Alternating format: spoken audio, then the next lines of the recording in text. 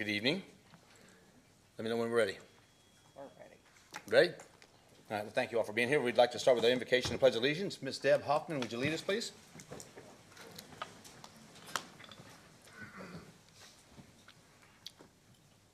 Dear Lord, we come to you with praise and glory in your name and just thanking you so much for everything you do for us. Please watch over our city and our people and watch over the council and the mayor as they make decisions tonight. We just praise you and thank you in everything you do. In Jesus' precious name we pray.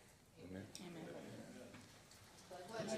To the flag of the United States of America and to the republic for which it stands, one nation, under God, indivisible, with liberty and justice for all.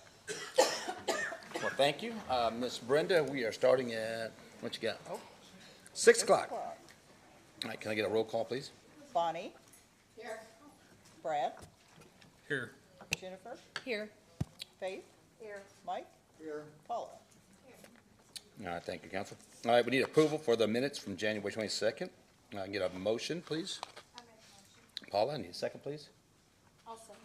Get Jennifer on a second. Ms. Brenda? Alrighty. Mike? Yes. Paula? Yes. Bonnie? Yes. Faith?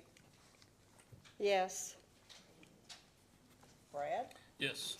And Jennifer? Yes.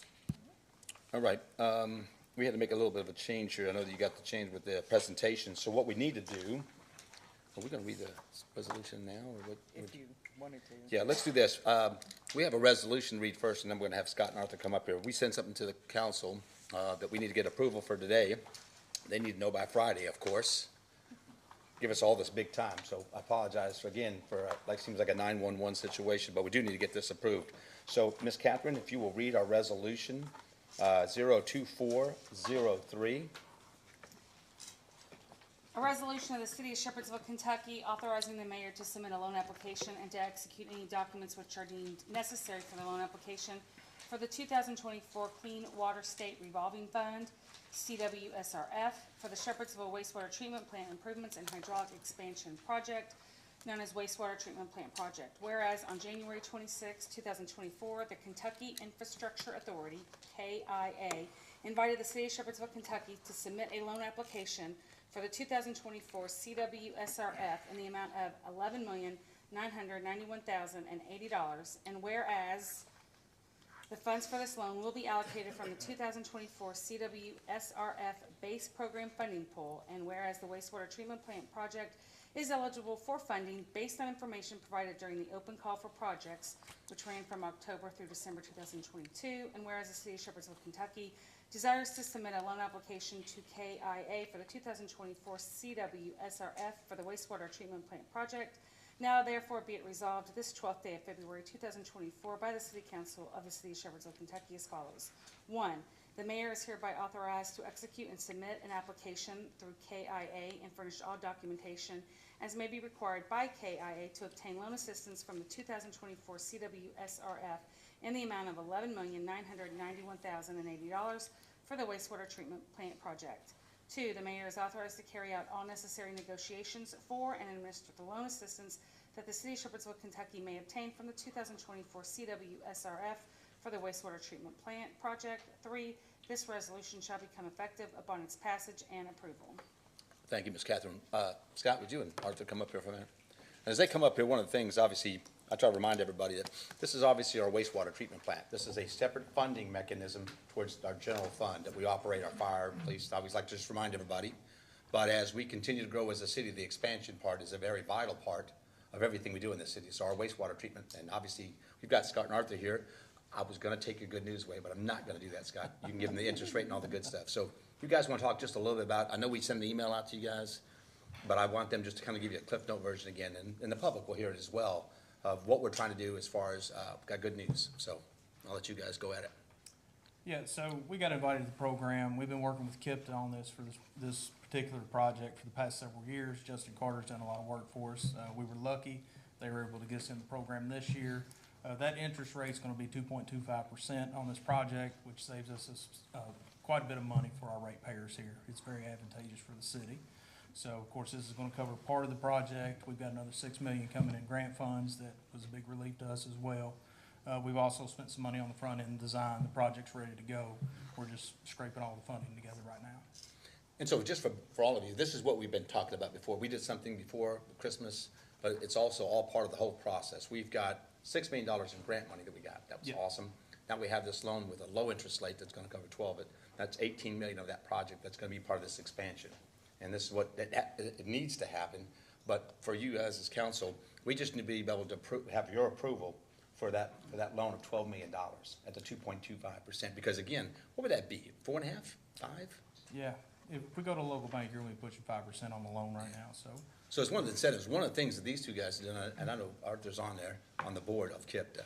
And so we've got pretty good representation of folks knowing that we want Shepherdsville and Bullock County. I always speak of both of them in the same terms about what we're trying to do as far as growth. But we got voices that are now speaking up for things. We've got other projects, and I'm gonna keep knocking on wood somewhere, the other things we've been talking about. But I didn't know if you guys had any questions. We need to get this done, but I definitely want, you guys, Bonnie, go ahead. Okay, the project is 24 million. We've been, we're awarded 12 million. Yes, We already have a grant for 6 million. yes, ma'am. So why are we borrowing 12 million if we only need 6 million more? The 12 million is what we qualified for. This is the pool of money that was available. This is the amount that's allotted from them. This was the most we could get from them. There's only one 12 million. Yeah, there's only She's one thinking 12 there's million. two 12 millions. There's only one. Oh, no. There's only one 12 We- million. We have 18 million. So how are we gonna cover the other Between six? funds on hand over the next couple of years, and we will talk about more financing on the rest of it if we need it. We're gonna meet with Tanya on Thursday to talk about a couple of those issues. And so that's a good point. So on that, Bonnie?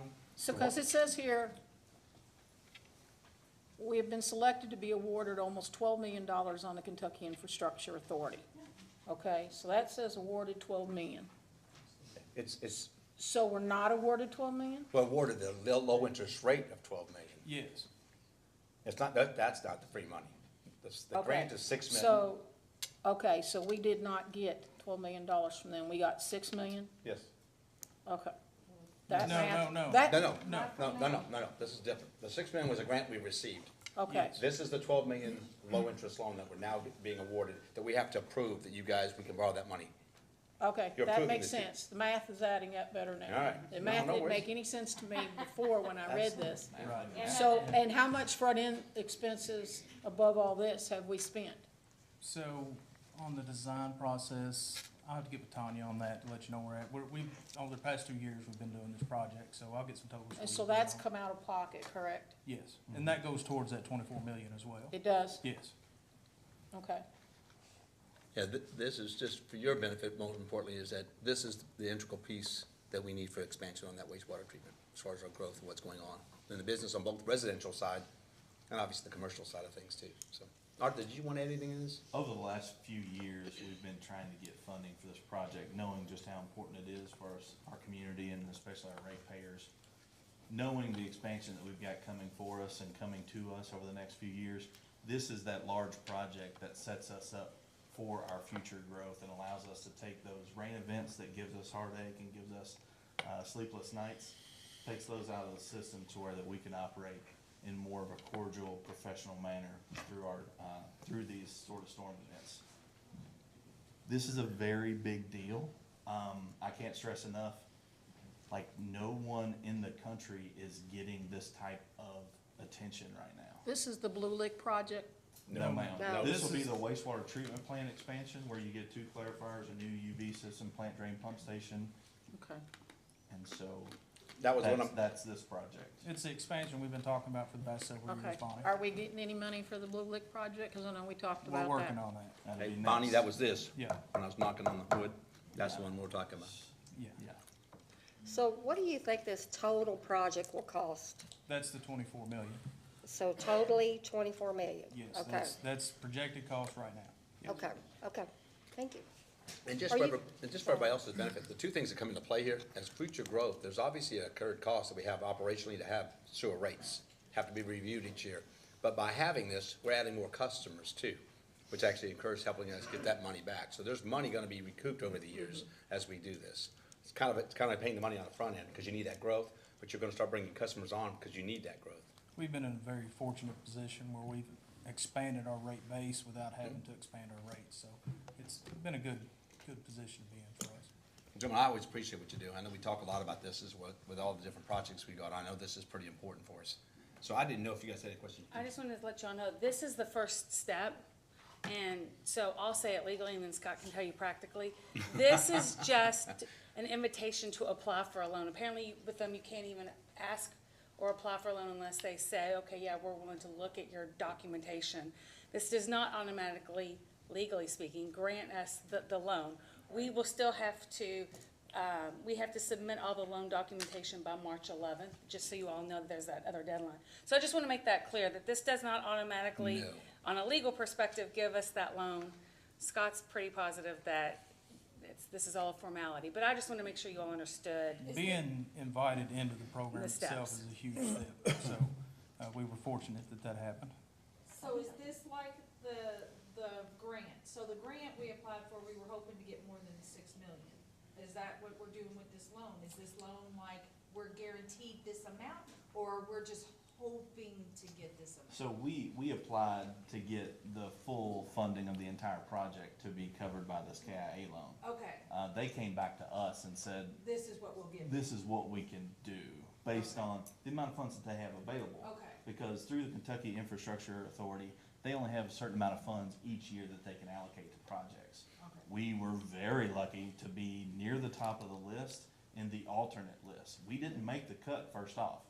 They gave it to other communities, but because we had such a big need and we were right there at the cutoff, as soon as other communities dropped out and said, oh, we're not ready, we didn't do our design, or whatever their excuse was. And financially. We were the first ones to go, hey, we are here, we are ready, and we can do this project. And so that's why we got invited this year. as That's why you got opposed the to short wait. notice. Yes, So it's still not a that's exactly guarantee. why. We're I think That's if the they amount get that's approved- going for us. I think Get if they get invitation. approved, it will be for that amount. I That was amount, just yeah. letting you all know that we still have to submit our loan application, they run a credit. Scott is very positive that this will not be a problem. I was just letting you know that legally speaking, we still have to go Some through more the to- process. Okay. My understanding from talking to Scott, I don't want to put words in his mouth, is it's a little bit more of a formality. He's very confident that we will pass all of that. I just wanted you all to know that this does not guarantee us the loan yet, but my understanding is if we do get the loan, that it should be for the 11 million. I think the way Okay. that they do it is you either qualify for the amount we told you we'll give you, or you don't. There's Yeah, no, it's the same there's thing. no, You like- check all the boxes, as long yeah, as we there's check no all way, the no, boxes. we'll only give you 6 million now. Okay. That's not how this program, am I right? Correct. Am I correct? Okay. So it's all or nothing on Correct. this one? Okay. So do you all have a presentation prepared that you were No, gonna ma'am. show? No. Oh, I thought you This did. is their presentation. That's what Yeah, we I'd brought rather up. see pictures Brought myself. this, I showcased these two guys. I think the public would probably like to Did see. you I see our mean, body of work? Bonnie has half the another people question. probably don't know what a Bonnie. clarifier is, you know? Oh, Do you know what the term of the loan is? It's a 20-year note, if I'm not mistaken. And approximately what would our either monthly or annual payment for this? We're meeting with Covered. Tanya on Thursday, and I'll get that answer to you. Okay. yeah. Now, you said that there should be ready to start. The design work's done and everything. Correct. You should be able to start within the next 12 months, I would- Absolutely. Yes. if not, I don't know, sooner or whatever, so. Yes. Our intention will be able to start before the year's out in Okay, construction. all right. Do we still have to put out requests for bids to Yes, do this? absolutely, yes. Okay. Do you know roughly when that might go out, or? So that'll be timed off this whole process here. You know, everything has to be submitted by March. There'll be some legwork they'll have to do on their end, so I would say fall. We'll know Right. exactly where we're at. We plan to have all the design documents ready for bidding by June, Okay, knowing that we will be waiting for funding to finally sync up and catch up to where we are. so pretty much if everything goes as planned and you get your bids in, we go through that and everything, and we've got our money, and you're probably looking about next year, about the time the construction period starts. Yes. Okay. Hey, gentlemen, I was looking over what we got here. I don't see the number of years on this thing yet, but I see the interest rate, but I'm sure. And some of the paperwork was submitted to Yeah. to Catherine. It's in there. No, but we'll get that to you guys, so you. And get then that answer. roughly how long do you have in mind to complete the entire project? 2 years. 2 years? Okay. Bonnie, did you want to ask a question? So I would guess that we would be making our first payment late '25 or early '26? I don't know. Yeah, again, we're gonna need to sit down. But with Tanya Tom. question? Yes, ma'am. Yeah, because we haven't gotten the paperwork filled, because once we get invited to it, then they give it to us, then we got to do the The paperwork. loan documents will contain some of that information as well, Yeah. and that's what we don't have yet. This is just saying, yes, we want to apply for this loan to see if we get it. That's really what you all are deciding tonight. Okay. So we don't have the loan and nobody would have the loan documents because they're not gonna hand them out. In fact, there's a reject. Like, we could decline saying we're not ready, and that's what other cities have done. So nobody would have these, nobody gets these loan documents until we get to this next step. So if this is, unfortunately, this is not information that they can provide you all because of how the state runs it. Okay. Any other questions? No, I'll make a comment. It's awful nice to see things moving Thank you. All right. for a change. You got a thumbs up, you got a thumbs up from Arthur. Huh? He gave you a thumbs up. That's awesome. That was close, Alright. close to this one. We've had a full day today. Anyway, so I do appreciate everybody's comments here. All right, questions. If we're ready, I need a motion for this approval of this. Motion. Motion by Lonnie? Oh, I by second it. Brad? All right, Who made the gentlemen, motion? Who made the motion? Lonnie and then Brad moved. And Brad seconded. Arthur, thank you, guys. I know we've had some quality time today. How many hours was it today? Oh, never mind. Thank you, gentlemen. Hey, I'll holler at you in the morning. I got a couple things for you in the morning, okay? Thank you, Scott. Oh, is he hanging out with you? Are you gonna hang out with us? All right. We got, all right, I know. All right, so I need a vote, please. Ms. Bender? Yes. Paula, Yes. Brad, Yes. Jennifer, Yes. Bonnie, Yes. Mike. Yes. Now, thank you all. I'll square away there, Mr. Fleming. Tell Mr. Jones the good news. I know he's left already. All right, well, after that, thank you for kind of adjusting a little bit here. We made that. Amber Odle, our community planner, gonna give us an update. You know the routine, you come up here, wave to everybody first. If you were Max, just say, I'm Max's mom. All right, push that button. Anyway, first of all, we have a couple different things here. Obviously, we've got something on ordinances that we're gonna bring her back up for, so you guys have any questions. But I just want her to come up right now and talk about activities and all the fun stuff that's going on. Tell me all you got. So currently, we are doing the basketball clinic, free of charge for kids. That was gonna go to, March 2nd, but we are extending it for another 4 weeks, so that will go through March 30th. Right after that, we have volleyball that will start, in May, which is free also. That's with Rolling Hills. And then, we're offering another free soccer clinic, in July. I know Shelby is wanting to do that outside this year, over in the park, so that'll be a good Yeah, change. we wanted to move, we had soccer inside last year as a free soccer camp, but one of the instructors, the lady that's gonna help, wants to do it outside. I said, go for it. So we're gonna do it this summer. But I think me and Amber were talking about, we think we're gonna do Gaga Ball. For whoever doesn't know Gaga Ball, it's dodgeball for kids. It's pretty cool, and I didn't know what it was, but we're looking to add that as one of the activities before the year's out in the gym. So we'll probably have some fun. We'll have one of those soft kind of courts they can sit in instead of the stuff outside, but. And then, coming up, in April, I'm working with the Bullitt County Tourism, to get a big event for April. I'm meeting with them again tomorrow, so I'll have more details on that after we meet, tomorrow. The event will be held in Shepherdsville City Park as well. And then, May 3rd through October 7th, the Shepherdsville Monthly Cruise-In is coming back. They're very excited to come back again this year. They had a very successful event last year. And then May 11th is our first 5K Mayor Walk. We're doing the Collar Walk again for the summertime. So I've already gotten 2 sponsorships for that for the stations. I'm looking to have 5 to 6 stations for the Collar Walk. And then May 19th is our first food truck invasion. So looking for another big event for that as well. Our first one last year had over 5,000 people, so.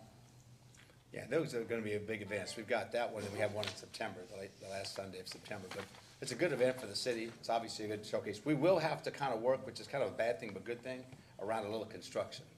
Because we're gonna have construction right there at Second Street for the town square. The demolition will start probably in about a month. So somewhere there, we'll be talking more about that as we go along. But also on the other side, the playground and the all-inclusive playground, that and the, Yeah. we'll be working on that area too. So that's a good problem to have. Well, we're having still, we want to have our activities as we have during the next couple of years, but I appreciate that. And I'll bring you back up when we're getting ready to do the second reading on the farmer's market, because I kind of want you to be involved in that, in the conversation a little bit, a couple of things we could talk about. Thank you, Miss Amber. Thank you, Amber. All right. Jenny Manis, come on up here. How you doing, Miss Jenny? I'm good, how are you today? We're doing good. We're doing good. Well, we brought Jenny up. Presentation. Yeah, she's gonna turn the TV on and do her little deal. Click the button. But you gotta push the button up here. Oh, Now, it's green, that means go. it is, and I don't know if you have it ready to go. You wanna do all that first? You can come back over and whatever you gotta do. But if you will, I'd like you to talk a little bit about both the white flag a little bit, and then I'd also like to tell you about that, but I also want you to talk about what you're looking to do in Shepherdsville as well, to give people a little idea of what's gonna happen over the next 3 or 4 months, as far as some opportunities and stuff. You got that thing figured out? Almost, Oh, I thought you had it all set up there. keeps me on my toes. All right. First of all, it's Jenny Fleming. Oh, I'm sorry. Scott I'd like to Fleming, apologize. too. Let me say that again. Jenny Fleming. All right. Is recently Jenny Fleming, and I want to thank you all for letting me be here tonight. The first time I was here, it was kind of just a meeting to tell you that I was here to help the city, that I wanted to be a part of Shepherdsville. I was coming out of Lebanon Junction where I was completely comfortable. I'm not going to tell you that I wasn't. I had been in business there with the Turnaround Center since 2017, and it just grew. It grew bigger than the city of Lebanon Junction. And I was a little intimidated by the thoughts of coming to Shepherdsville, but I was given a wonderful opportunity to work with the mayor and you guys at the White Flag Shelter. Originally, I was not going to be there. I had a person planned to kind of oversee it. I was just going to make sure it was covered, make sure the scheduling was done and everything. That particular individual that I had appointed to that position, he ended up having a really bad vertigo attack. And he ended up being laid flat out for near 3 weeks. And that was the timing of the big 7-day stretch of cold weather. So I could not follow my commitment. So what I ended up doing was calling the mayor and telling him, okay, I'll be there. Every night I will be there. And that was the best decision I could have ever made, because that prepared me for what we are going to do here in Shepherdsville and what our intentions are with the house that Bullitt County Housing First approached us with to purchase. And now we're picking it up and we're going to run a program through that. And I wanted to show you a little bit about the center, because some of you all don't know much about the turnaround. The turnaround was formed in 2017. We started with a small pantry. The pantry just kind of grew. Okay, and then we got a kitchen in 2020. It was donated by one of the local guys. He owned it. Actually, let me go over one. I'm sorry. This is the timeline right here. 2017, we opened the building. 2021, we opened our hardware feed store. It's the community kitchen. Gentleman, local businessman, said that he couldn't do anything with the building, so he sent me the deed. Now, the building had been empty for 25 years, so 20 at least, they said maybe 25, so it was a nightmare. The basement had 42 inches of sludge in it, and it had a barn farm. And that's commitment when you have volunteers willing to go in and straighten it up and clean it up, and it was part of their heart too. So this isn't just me, it's not just my calling, there's a whole lot of people that are involved in it with me. And then on April 1st, 2022, we opened our market.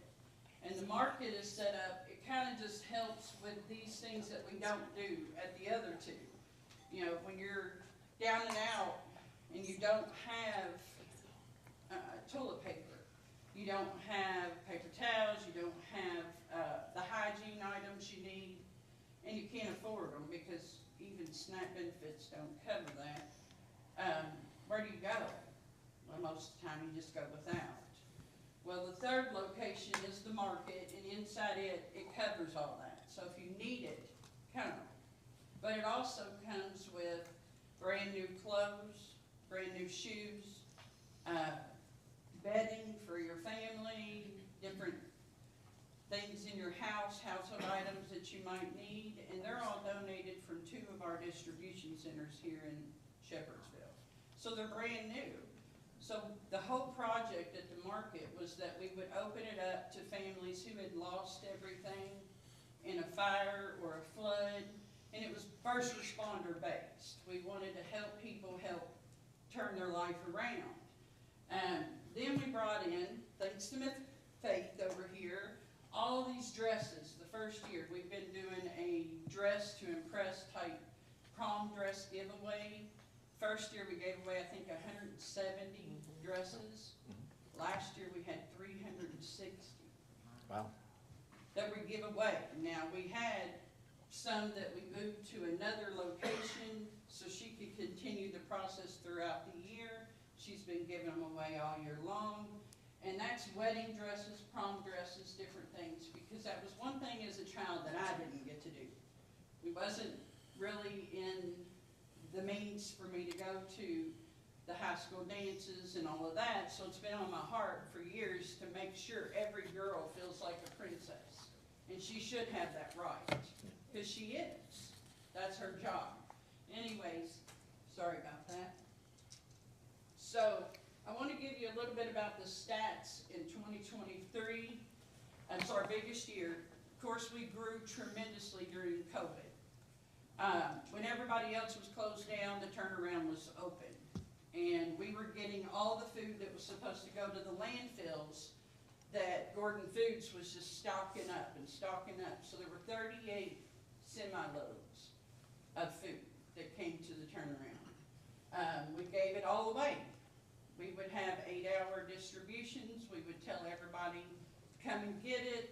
We would pass it out through freezer trailers, whatever we had to do. I never in my life knew there were 17 kinds of lettuce. I knew that. Not once. You would, yes. You would know that. And whoever thought there was a fillet of lettuce? Okay. So anyway, these are just some of our 2023, 2024 stats. And when I say 82,000 people benefited from the turnaround in 2023, that's 82,000 mouths accounted for.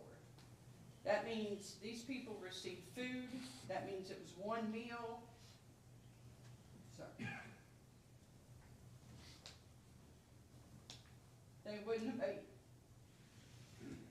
if they didn't have it. We did receive, which is local, our Edith Grigsby Annual Trust. We've been their recipient for 2 years. It's been the most amazing thing for me because it helps me believe that Shepherdsville and Bullitt County believes in the turnaround. That's a local trust. It's set up for seniors, and we have really worked hard to make sure that our elderly in our community get fed. We deliver every meal that we make on Monday, Tuesday, Thursday, and Friday. We take out 120 meals at least, hand them to those elderly that are shut in, and that's what we do. We support those who can't. I was able to work with over 31 homeless families last year at the turnaround. That didn't even bring it into the city of Shepherdsville. These were people that had gotten dropped off by Hardin County, right at the tip of 65. They go to Pilot, and the Lord literally blessed me with a manager at Pilot that would send them to me. She'd just call and we would all work. We'd work out the best way we knew how to get them off the street and get them in a location. Some of them we know within If you work with homeless people, you know 5-10 minutes in, they're okay where they're at, they don't wanna change, but then there's some that really do.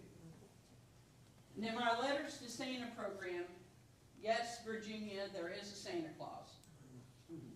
I say that every year because my name really is Virginia. I'm named after my grandmother, and I didn't believe. When you can give 652 kids Christmas, and you sit and you watch 33 videos of children that are opening presents that they would not have, yes, Virginia, there is a Santa Claus. And that could not be done without local businesses, distribution centers, everybody in your city. Because Lebanon Junction doesn't have the ability to help 652 kids and 70 families. So I reached out to all of the factories and distributions over here, and 11 of them helped me make that happen this year. That's something I think Shepherdville should be proud of. I think it's something the county needs to be proud of, because it wasn't just one individual, it was a group effort. But 652 kids had Christmas, 70 families came in after we supplied the 652 big Santa bags of toys. 70 families came in at the last minute to get more toys. This is one of my newest things. It's called the Make Safe Elderly Care Program. And I teamed up with Kentucky Colonels in 2023, and we received a grant to renovate 14 homes in Lebanon Junction. And we went in, I have an occupational therapist that went into the homes of several individuals, and they looked at things that were not safe.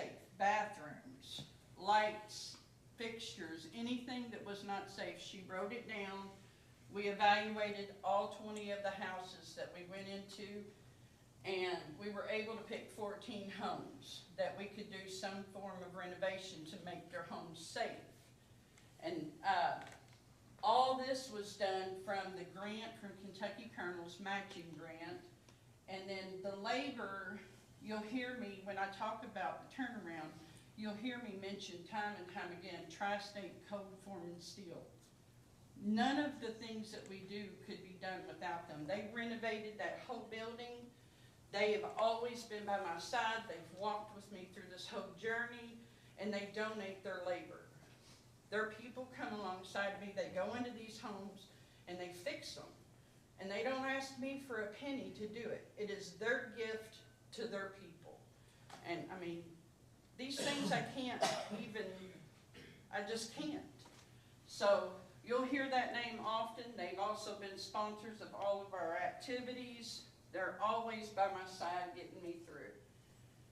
And I'm very thankful for them. So hence why we are here, again, I think. Coming soon is the Turnaround Inn. Turnaround Inn Shepherdsville. That's the one program I would love to see regenerated in different places. That's why we left it with an open name. The Turnaround Inn, take for instance Hillview. Turnaround in Nichols. You know, who knows? But the Turnaround in Shepherdsville it's off of Old Preston Highway. Somebody told me it was the Pounders. Yeah. Come on, Yeah. y'all know. I know. So Pounders, and then 290 Old Preston Highway South. Bullitt County Housing First originally had received this building, and they were working with the community trying to get a 90-day transitional home for women and children. And they were a success. They had a very successful program, but even successful programs dissolve sometimes. You gotta have the team. You gotta have, a city is not gonna operate with just one. You have to have each one of y'all coming into an agreement. And Bullitt County Housing First approached me at the turnaround and said, would you be interested in, taking this building? And thank God at that point we were able to do so. Now it's being renovated for the Turnaround Inn program. and that is my case study that I'm on right now. I have 3 individuals with me today. If you can give me a minute. I've asked them to come because I am so proud of these 3. Had we not opened the white flag, this is where I'm going to get all emotional.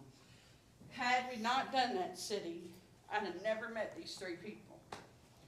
On the coldest days of the year, when we're at home, I remember talking to the mayor saying he couldn't even take a shower. I couldn't sleep because our beds are comfortable, and so many people are out there in uncomfortable circumstances. And opening the white flag helped me to be able to help more people. But it also is helping me write the program that we're going to follow in this 90-day program at the Turnaround Inn. So, y'all want to come on up? Come on up, celebrities. These are my guys. I never thought I would do this, but it is a live case study. Miss Janice, A how are you? live case study. I'm doing a lot better from the first time you saw me in my car. I did. I remember. And Tony, I haven't met you yet, but I want to say hello to you guys. Nice to meet you. I want you all to turn around and just look at the audience and listen. The reason why I want you all to know this, this is problem solving. And I can tell you that God bless Jenny and everything that she does, but I want you all to know that they're working and they're getting back on their feet, and God bless you guys. And I haven't had a chance to say anything to you. I got a chance to say hi. I know you, Miss Janice, and I met you. I haven't met you yet, but I'll see you after this meeting is over with. But I want to tell you, it's really good. The one thing that needs to come out of this is that not everybody wants to take that hand up, but they did. And that's what we try to do. You can't help everybody, but you got to try. But the idea more than anything else is that you got a venue that she's working with. I'm extremely proud of all of you. I can't tell you that I'm so excited to see where you're at. I was excited when she told me, and Tony, I'll get a chance. Like I said, awesome. You guys are working, and God bless all of you, but just keep doing what you're doing. We appreciate that very much. So a round of applause. You guys, I got you up here. The thing is on, the microphone's on. If you guys want to say anything, you're more welcome to. Hate to put you on the spot. I do. I really do. Hey, Tony, come on a little closer here. I can't help, but I have to tell them. It's incredible. I mean, I'm just gonna read what I wrote. On January 25th, I had become homeless. I was driving down Highway 44 in Shepherdsville, Kentucky. A friend told me about White Flag. I had never heard of it. I was given an address, but the address turned out to be the wrong one. I was using GPS to try to find the White Flag for help in my situation. I was praying, Jesus, I'm lost. Next thing I know, I ended up at 5 Star gas station on Highway 44. I asked for help from the employees of 5 Star, yet they did not know how to find White Flag. I was still praying, Jesus, I only have until 10 p.m. Mind you, it's now 9:15. All of a sudden, as I was praying, Jesus brought 3 police officers to 5 Star gas station to help me. One officer says, I believe I know where it is. He says, just get in your truck and follow me. It's now 9:40 p.m. I had to be at the White Flag by 10. In order to have a safe and warm place to go, it was way below 32 degrees that night. The officers leading me down 44, and there is the White Flag finally hanging out and broad open. I had prayed from my heart. My Father in heaven heard, and he used this officer to take me straight to the very door that I could not find. And after finding this, I just put it down, speak from the heart now. After finding this place, and I met these 2 individuals on both of my sides, we went from not having nowhere to be to having a warm place to sleep, to eat, and to get stressed that was so heavy on all of us that we just needed a break. And here was Turnaround with Jenny and with many different ones. And I tell you what, I gotta mention, I took place in something that means the world to me. It was called giving away boxes of food to the community. I was in the rain, and it didn't matter. These cars are lined up, coming down, and we're just handing food out the door. These faces come on, and they're in the same place I am. And I'm looking at them, and they're looking at me. I said, God, with this help in Shepherdsville, this is what it can do. So I'm a living testimony to what we're doing here. And I turn around and I say, I love y'all. We love you. And Love you too. you're a community that needs up here and also right here. So now, fast forward and I'm done. Since January 26th, I now was living in the home that she showed you right up here in the upstairs. It's wonderful. Wonderful. These two here, we talk, we laugh, we have family night. I had a family finally that I hadn't had in years. And all I know is now, you see me right here in my uniform. As a job at UPS as a security guard, I went from homeless to healthy. And that's what this is about. I got my job and I have an apartment that I'm going to Wednesday. All right. That's how fast this thing helps people. And that's all I want to say. And I appreciate all of y'all on this committee. Your smiling faces mean the world to me. And I'm done. I'm coming.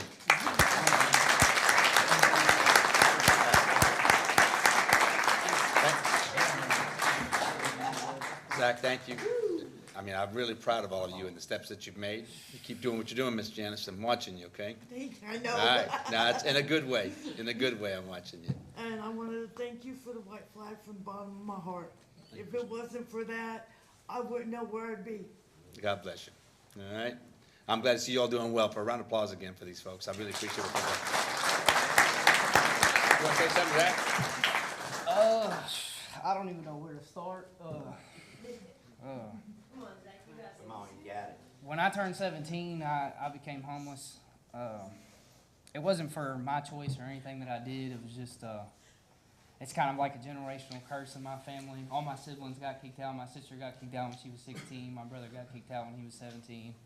When I turned 17, I got kicked out.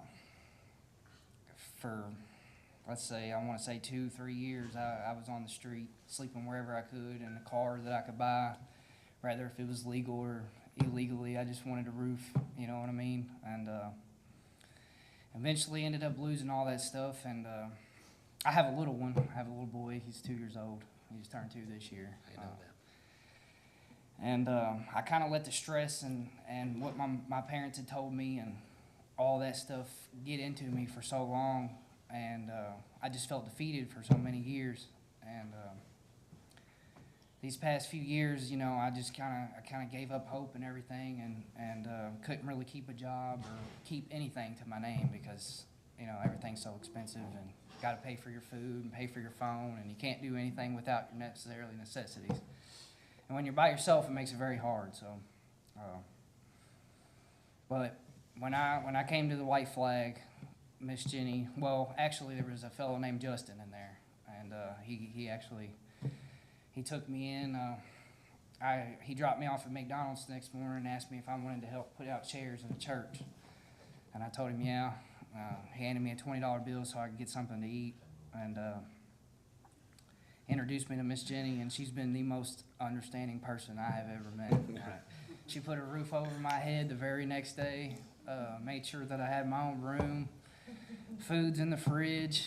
I can talk to her about anything. She won't judge me, and I'm not very used to that. My biological parents say if it's their way or the highway, so it's nice to have that. But yeah, it's changing my life. It's being able to keep a job. I don't have to worry about nowhere to go or sleeping on the bench in front of the courthouse or, you know, anything like that. So I'm very appreciative of it. I think it's going to go very far.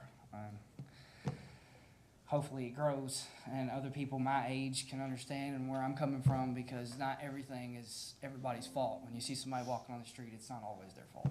You know, when you're young, you don't have no credit, you don't have any money, and you don't have anything. So, but yeah, I'm not very good at speeches. So. Zach, you've done good, man. You've done really good. We're proud of you, buddy. I mean, I told you that earlier. Tell them how old you are. I'm 21. You're 21? Yeah, 21 years old. Thank you, Zach. in the program.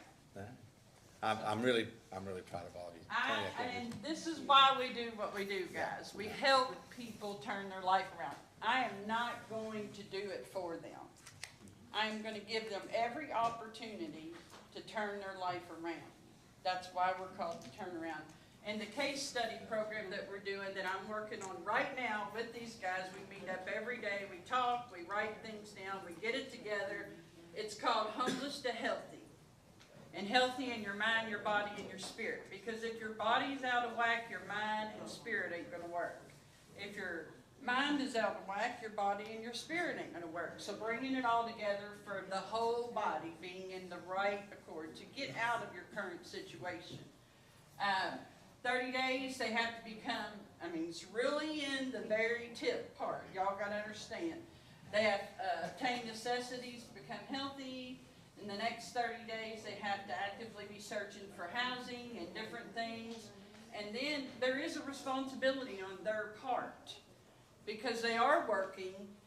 Once you turn somebody out, they're going to pay bills. So their responsibility is to pay a weekly fee that helps us keep the lights on. You have to remember, when I did the 2024 budget, this building was not even in existence. We didn't know we were going to get it. So now it's like, find it and fund it, basically. So that's why we are, how you can help and why I'm here. Is there any questions though to this point? I want to say something for everybody out here. We wanted you to see that. Not everybody's going to be a successful story. But we are very, very proud of the 3 individuals. But what I really like about what Jenny did is, first of all, we're the only city that actually put that kind of operation in place. Okay, we did that because we felt like we wanted to do something. Every city, most of the organizations take care of these situations. We see that throughout. It's always been churches or other nonprofits that fund these things. We decided to get a little bit involved. But what we see is that we still have to put that responsibility back on the individuals. And for all of us that know that, we know that's the real answer, right? Because if you don't do that piece, they'll never get out of where they're at. But to see the pride in all 3 of them, that's just enormous. And again, what I know, we talk about all the big projects, we talk about all the good things we're doing, but this community they were all very, as you mentioned, we are really doing all good stuff every day. It doesn't matter about the aquatic center. It doesn't matter about the park. It doesn't matter about the town square. It matters this most. And then it comes back to these things that we offer our families. But I want the council to hear that today, because I know you all think the same way that I do, and you want to see our community grow. We want to take care of those in need, but they've got to have some responsibility, and I think that program does well. Jenny, I love you. I really appreciate you being here, and I think you've done a great job with this. So, unless you guys have a question, anybody have any questions for? Hey, Jenny, can I come over and look at the building, walk around? Absolutely, I'm there Mondays. Well, my schedules are kind of changing. I don't know. I've got different locations, but the only day I know that I'm not in Shepherdsville now is Friday. Okay. I'm taking that for LJ, so. Okay. Usually right around town. Now, Wednesday is Food Box Day this week, so I'll be back in LJ for that. Okay. But Monday, Tuesday, Thursday, you're welcome to come and check out. The upstairs is complete. Downstairs, we're planning on 6 rooms downstairs.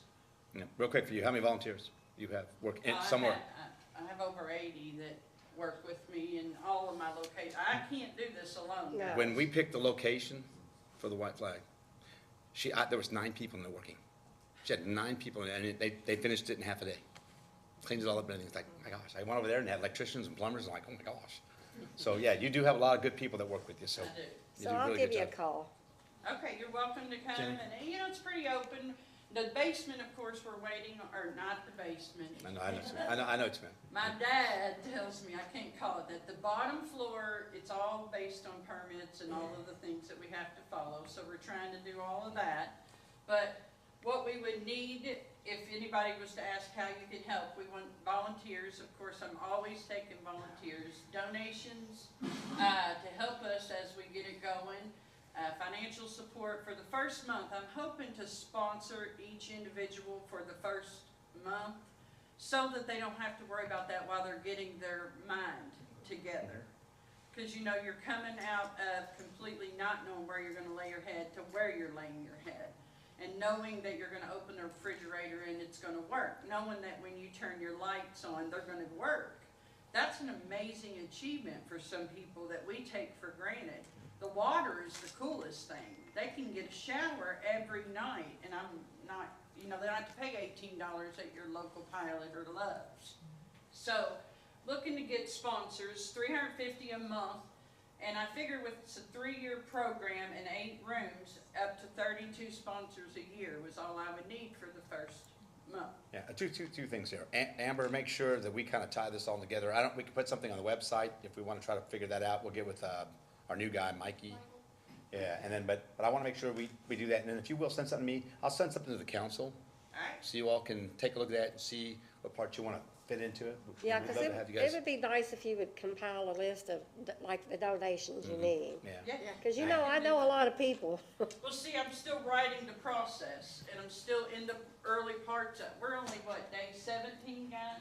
Yes. I mean, we're day 17, Okay. so we still got 60-something days in this program that we've got to write. Yeah. And we're gonna do it together, because So- we are better together. Absolutely. So let's, first of all, a round of applause for Jenny. I just got to tell you.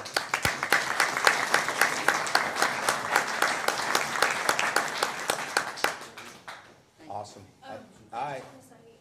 If you'll call me, cause I do that program for Louisville. Okay. And, I can maybe give We you could like, talk. yes, We could get together. yeah. Okay, thank you all for your Jenny? time. Thank you. Thank you, Jenny. Jenny, if somebody would want to reach out and donate or volunteer their time or even be a sponsor, how would they get a hold of you? Where is it? Do you have a website? We have a website, Okay. and the website is uturnrc.org. And is that you, like just the, Capital U, just the a U U. right here. just a U, not a Y? And the U Okay. with the point going up, Okay. because U-turn usually points down, but we want to move them, give them a hand up. So uturnrc.org is the best way that they could reach Yeah, you out can to go in there donate. and you click donate, or you can click volunteer, you can click information and assistance, right there. Thank you. Awesome. All right. Boy, we've got another one in the house. He's got to follow her. Thank you, Miss Jenny. Should have warned you guys, it's going to be a lengthy meeting. All right, well, listen, first of all, we want to keep talking about all the good partners in our community. We got a chance to meet this gentleman last year. Well, no, it's actually been, man, we're going back 15, 16, 17 months, somewhere, almost 2 years, right? Almost 2 years? Wow. All right, so I'd like John, if you come up here for a minute. Come on, John. So, John, you got to tell your name and all that good stuff. Well, And then I want you to tell people exactly what you do. to start off with, I want to thank y'all for letting me come down here to Shepherdsville and talk about what's been going on. My name's John Casey. I'm the founder for Ride Right Out Breast Cancer in Bullitt County. Even though we're in Hillview, we're Bullitt County. That's just where it's at. I started this organization 10 years ago because of my cousin to come down with breast cancer. And she come to me and asked me in regards of what she could do, what I could do to help her to get through the cancer, because this was going to take her down and she had no funds. So I went to work and I put a benefit together and made some money for her, and got her taken care of. In the midst of getting her taken care of and her going through all of her surgeries and going through the Red Devil chemo, that she went through, I was there at every one of them. And at that point in time, we decided we was going to join up with the American Cancer Society and donate money to them to help out other cancer patients in doing so. And we done that for several years. And when we done that, we was honorary through the American Cancer Society because we was raising so much money at the time and giving to them. And back right before COVID hit, we decided we was going to change our plans up in what we was doing. And I done that. And there's been a lot of hard work doing this. And a lot of people turn around and understands what I'm talking about. It's a lot of hard work, a lot of paperwork to get everything taken care of. And so we become our own nonprofit organization. And when we done that, we stepped out of the way and started raising money to help the individual while they're going through chemo and radiation.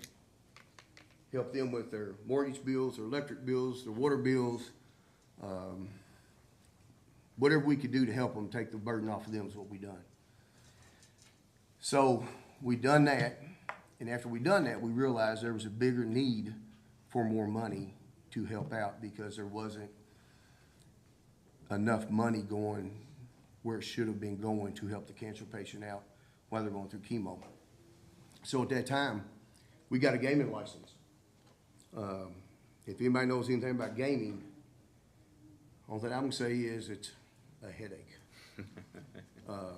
But it has worked for us. We have had our gaming license since, I don't know, I think it was like, it's been 4 years now, I guess, somewhere around there. And we've always done the Queen of Hearts, and we've always done like small fundraisers through the county. And so I guess it was last September, 1st of October. I also got a little side job that I do, and I help the disabled adults. I get up early in the morning. So when I get up that one particular morning, I start my vehicle up, and I'm looking over in this parking lot over in Maryville Shopping Center, and I see a big rent sign up in this building. So I'm sitting there looking at it. I'm like, man, that'd be an awesome place, but how will we come up with the money? So at that time that was going on, we was doing Queen of Hearts at Cabanas. I got it hooked up with a company called Arrow that's nationwide that does nothing but help charitable organizations out. So we got to talking. One thing led to another, and they offered a deal that I thought it was a complete scam. I just said, there's no way this is going to happen. We have no money to do what you want us to do. They offered us $35,000 non-payback to open up our own storefront. So I sat on it for a while and I thought about it, and I thought, you know what, do some more digging. So I've done some more digging. Come to find out it was very legit, very, very legit. So they fronted us the $35,000 to open the storefront we got in Maryville Shopping Center right now. And there's no gimmick to it. I'll have to pay them back. Only thing it was is any supplies that I bought from this, for the organization, came from that Arrow company. And that's it. You gotta do it for 4 years. I've already been with them 3, so what's another 4? Who cares? They've been good to me. I ain't going nowhere. So we opened up, or started to open up the storefront. And the game plan was we was gonna do this by the week of Thanksgiving. So we went to work real quick. There's a team of 8 of us. That's it. 8 volunteers. And when I say volunteers, none of us get paid. Nobody. We help cancer patients. All the money we raise helps cancer patients. That's where it's at. I've been fighting cancer myself for 2 years. I want everybody to know that. The board is made up of, how many board 8 members? 8 of us. And how That's many it. of you, cancer? There's 4 board members, 4 volunteers. The 4 board members, myself, co-founder, is what the paper put in there. God love y'all. The founder, president for Ride Right Out Breast Cancer. My vice president is a 13-year breast cancer survivor, and my secretary is a 2-year lung cancer survivor. And none of us get paid. We volunteer our time from 40 to 60 hours a week up there to help out cancer patients. We walked in this building. It's called Ride Right Out Breast Cancer Charitable Gaming Facility. And we help out all cancers. Even though it says breast cancer, we help out all cancers as long as you're going through chemo and radiation. We have extended our wording a little bit now because the money is so good that we can't keep the money. We have to give it away. So we've had to do a few things to help out more other than just that, which is fine. So we opened this building up November the 8th. Now, you just heard us. There was 8 of us. When we walked in this building was in shambles. We worked around the clock to turn this place around in 3 weeks and opened it up. And I'm gonna say this. When we opened up November the 8th, we opened up to doing our Queen of Hearts that we brought from Cabanas into our own facility. And then the following week was the 15th is when we actually opened up the E-Tab machines that are there. There's 35 of them. And from November the 8th till the end of September, The organization profited $35,000 some dollars in just that short few time that we've been open on, 4 or 5 weeks, and that's it.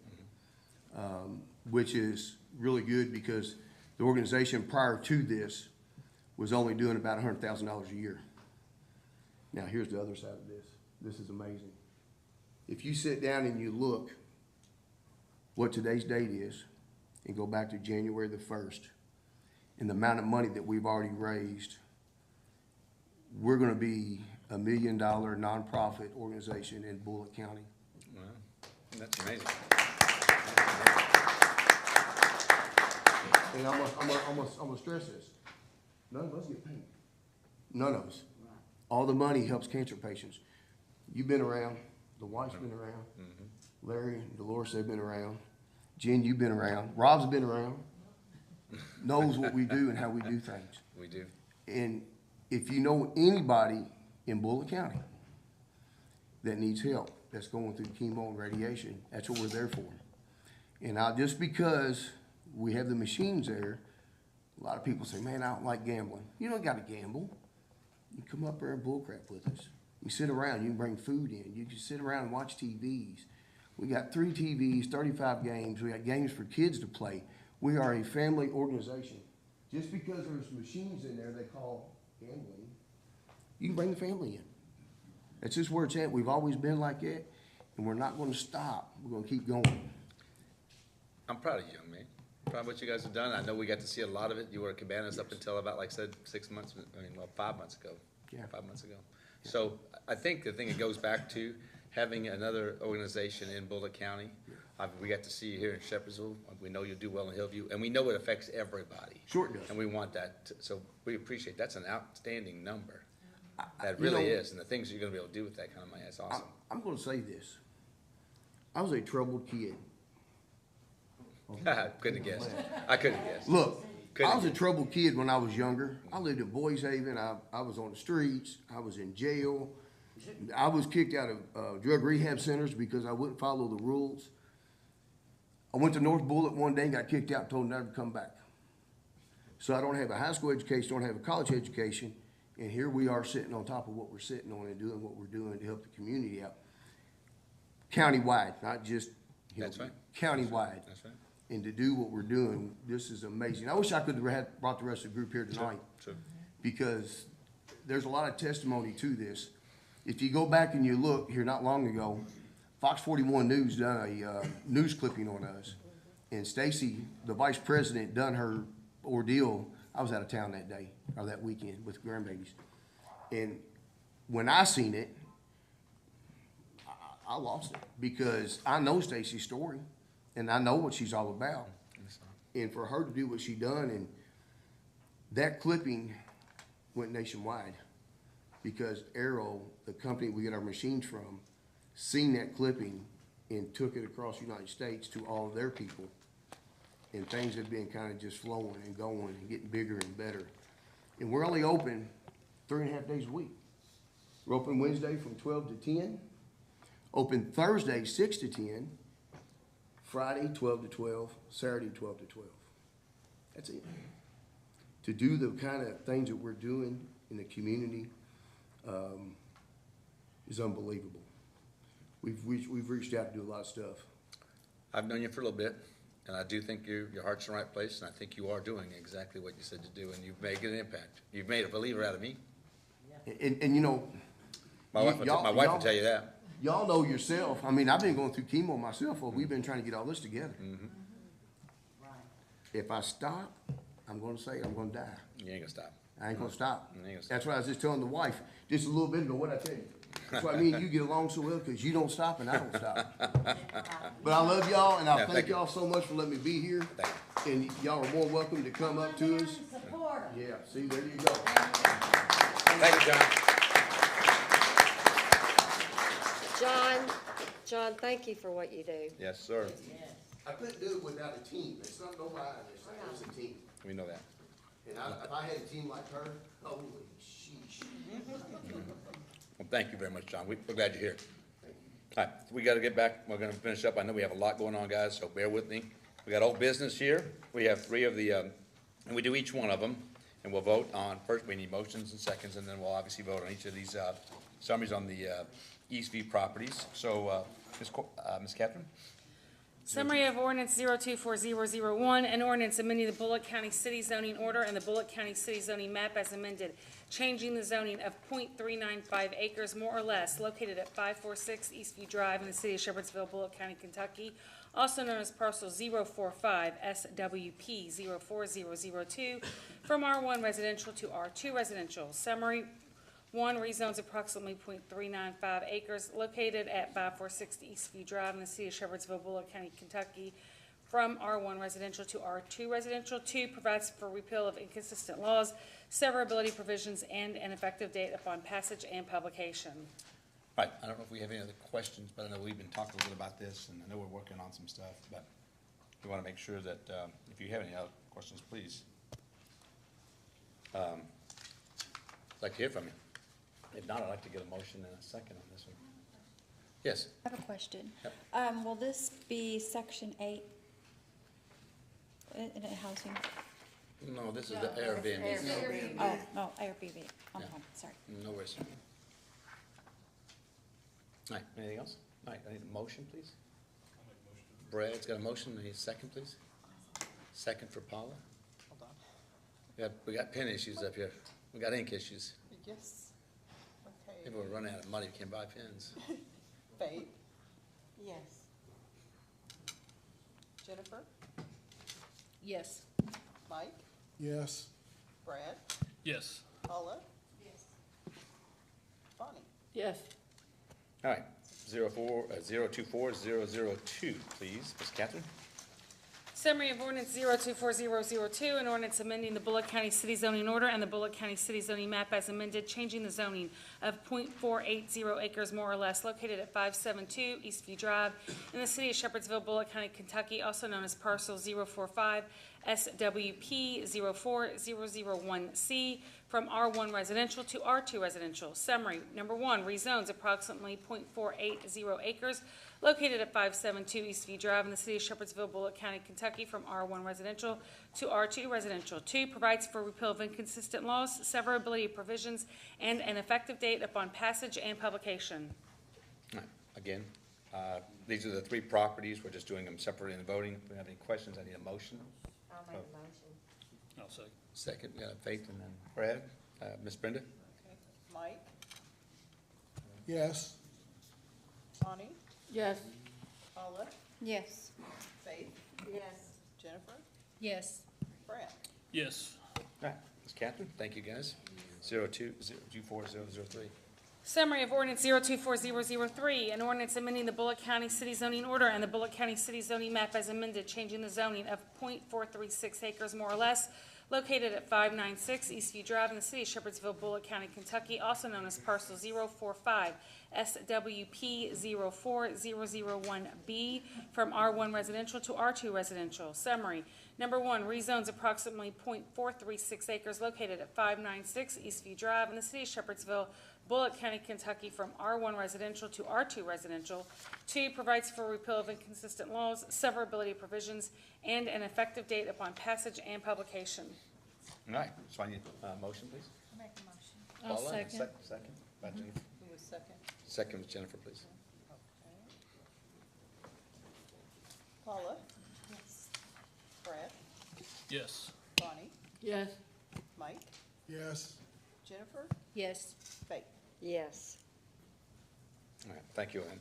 All right, Ms. Amber, as we move along here, thank you all. Come on up here for a minute. And actually, she sent this to you, but I want her to read the mission. We've actually, I know we've had some conversations. I've talked to each of you individually about farmers market. And as this thing is codified, when we originally looked at this, we were looking at, was it in the interest of the city of Shepherdsville to be monitoring farmers markets? We went through all that. We discussed we were gonna take out the fee because it restricted us from actually having the flexibility of what we wanted to do year in, year out. And I've talked to each of you about this and just briefed in our conversations. But I wanted her to come up here and at least talk to you a little bit about the farmers market and the mission, because Amber's been doing it, it's doing great. I know you've got a lot of good stuff you want to tell us. So I want them to kind of get that feel first, because before we get the second meeting. So take a couple minutes out and tell us what you got going on. So I created a mission statement for the Shepherdsville Farmers Market. I would like to read it to you all. The mission of the Shepherdsville Farmers Market is to shine a spotlight on the hardworking farmers and entrepreneurs who contribute to the local economy to sell their products directly to the consumer in a clean, friendly, and community-oriented environment. Through this weekly gathering, we strive to foster a sense of togetherness where neighbors can come together to explore, connect, and support one another. We hope you will join us each Saturday from 8 a.m. to noon. We are located at 170 West Joby Hall Avenue in Shepherdsville. Couple of market highlights from last year that I implemented was a farmers market spotlight, which involved bringing a business from the community to come out and share, or community organization or business with the market to drive others to come to the market. We had a sit and chat area, so for customers who came, purchased food items, or if we had a band that day, they could come sit, chit chat with their friends. And then also had a food truck rotation, so offered each Saturday a different person to come and set up to offer different food to people. So that's kind of the overview of the market and what I've brought from last year and what we're going to implement again this year. And one of the unique things about it's 42 spots. Yeah. All right, so last year, in her first year, she brought 15 new vendors, which was remarkable. She brought the 15 back this year and brought 13 new ones. Now, it's 28 of the 42 spots that are actually new folks. And that, the nice thing about it, you didn't even want to brag about it. It's called a farmer's market, and you brought about two or three more farmers into it. I know we're working on doing that. We're trying to feasibly make it a rate that works. So, but I was bringing up, why I brought her up at this time, before we finish this, I know I've talked to you all, it gives her the flexibility to decide. If we outprice ourselves on a farmer's market, nobody's going to want to come. And so the idea is to have the flexibility, because if you leave it as an ordinance and it was set up in 18, we've never really adhered to that. And so why have it? So again, it goes back to, is that what the city's business should be about? Farmers markets is something that's community-based. We have ours here. There are other people that might have or have done them. They also have to abide by that ordinance if we have something in place. So I was just trying to give an outside opinion. I can tell you that I've talked to each of you. It seems I've got a feel for most of you, but I can tell you either way, it doesn't matter to me. I just was trying to get you to question, is that something we need to do as a council to be monitoring farmers markets? And that's kind of a day-to-day thing, and really want to leave it up to the person that's running it. We want to leave it up to you to decide what you want to do each year.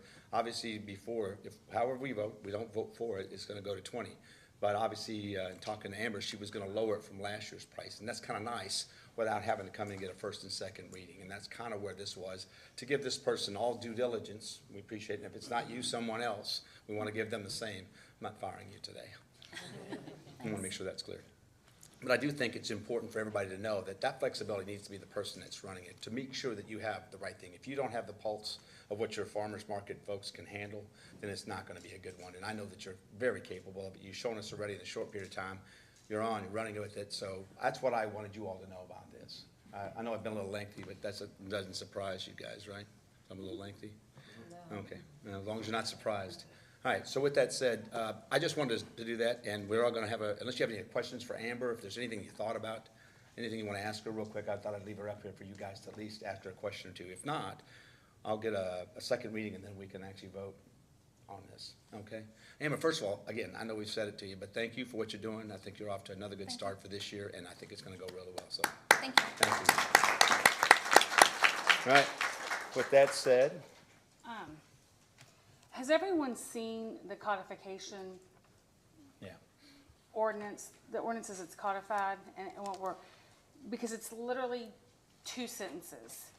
And the first sentence I'm going to read to you all, because this is going to be important, because it says, all fresh farm produce and farm products may be sold by the owner of the farm producing those items for sale during the times and at a location designated and approved for such purpose by the city for an annual fee of $20. 2 things. We just sit there and say, not every company is actually a farm. They don't produce farm produce or products. So then the question becomes how this is worded. Arguably, they don't have to pay the fee. This fee I would argue only applies to those people. So what I'm saying is the way that it is written, and how we have been enforcing it, not exactly consistent. We can't, the way this reads, it's only farmers that have to pay the farmer's market. So if I'm at the farmer's and I sell art, arguably, under this ordinance, one would argue, I don't have to pay that, that's only for farmers. So, we could broaden it, but I guess, I just wanted you all to know how that read, because I'm not for sure if you all saw, I know what was passed around was the actual ordinance when that was, but I'm not sure that you saw the codification. That's what we are repealing. And the next sentence says, nothing contained herein shall excuse any requirement of any federal, state, or county agency for inspection of certification of any product offered for sale under the section, and any product requiring such, so in other words, they still would have to comply with federal law. That's it. That's what we are repealing, right now. And so, I guess,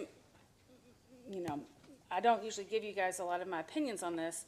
I would recommend, at least right now, repealing this. If you guys go through this next farmer's market and you don't like there being an ordinance, then you guys could always look at drafting one. But as it's written right now, I think this ties Amber's hands with what she's doing. So, I got a question.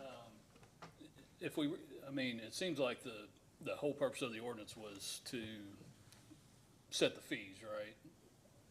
That, I guess, and the guidelines in there too. So if that's our concern, could we repeal the ordinance and then just do a municipal order each year with input from Amber to say, these are the dates of the farmer's market, and this is what the fees are gonna be? Yeah, but are we gonna make it, when you do a municipal order, are we just doing it for ours, or are we doing it for everybody that No, decides it'd that? just be for ours, right? Because that's all the municipal order covers is, Yeah, we can do that. right?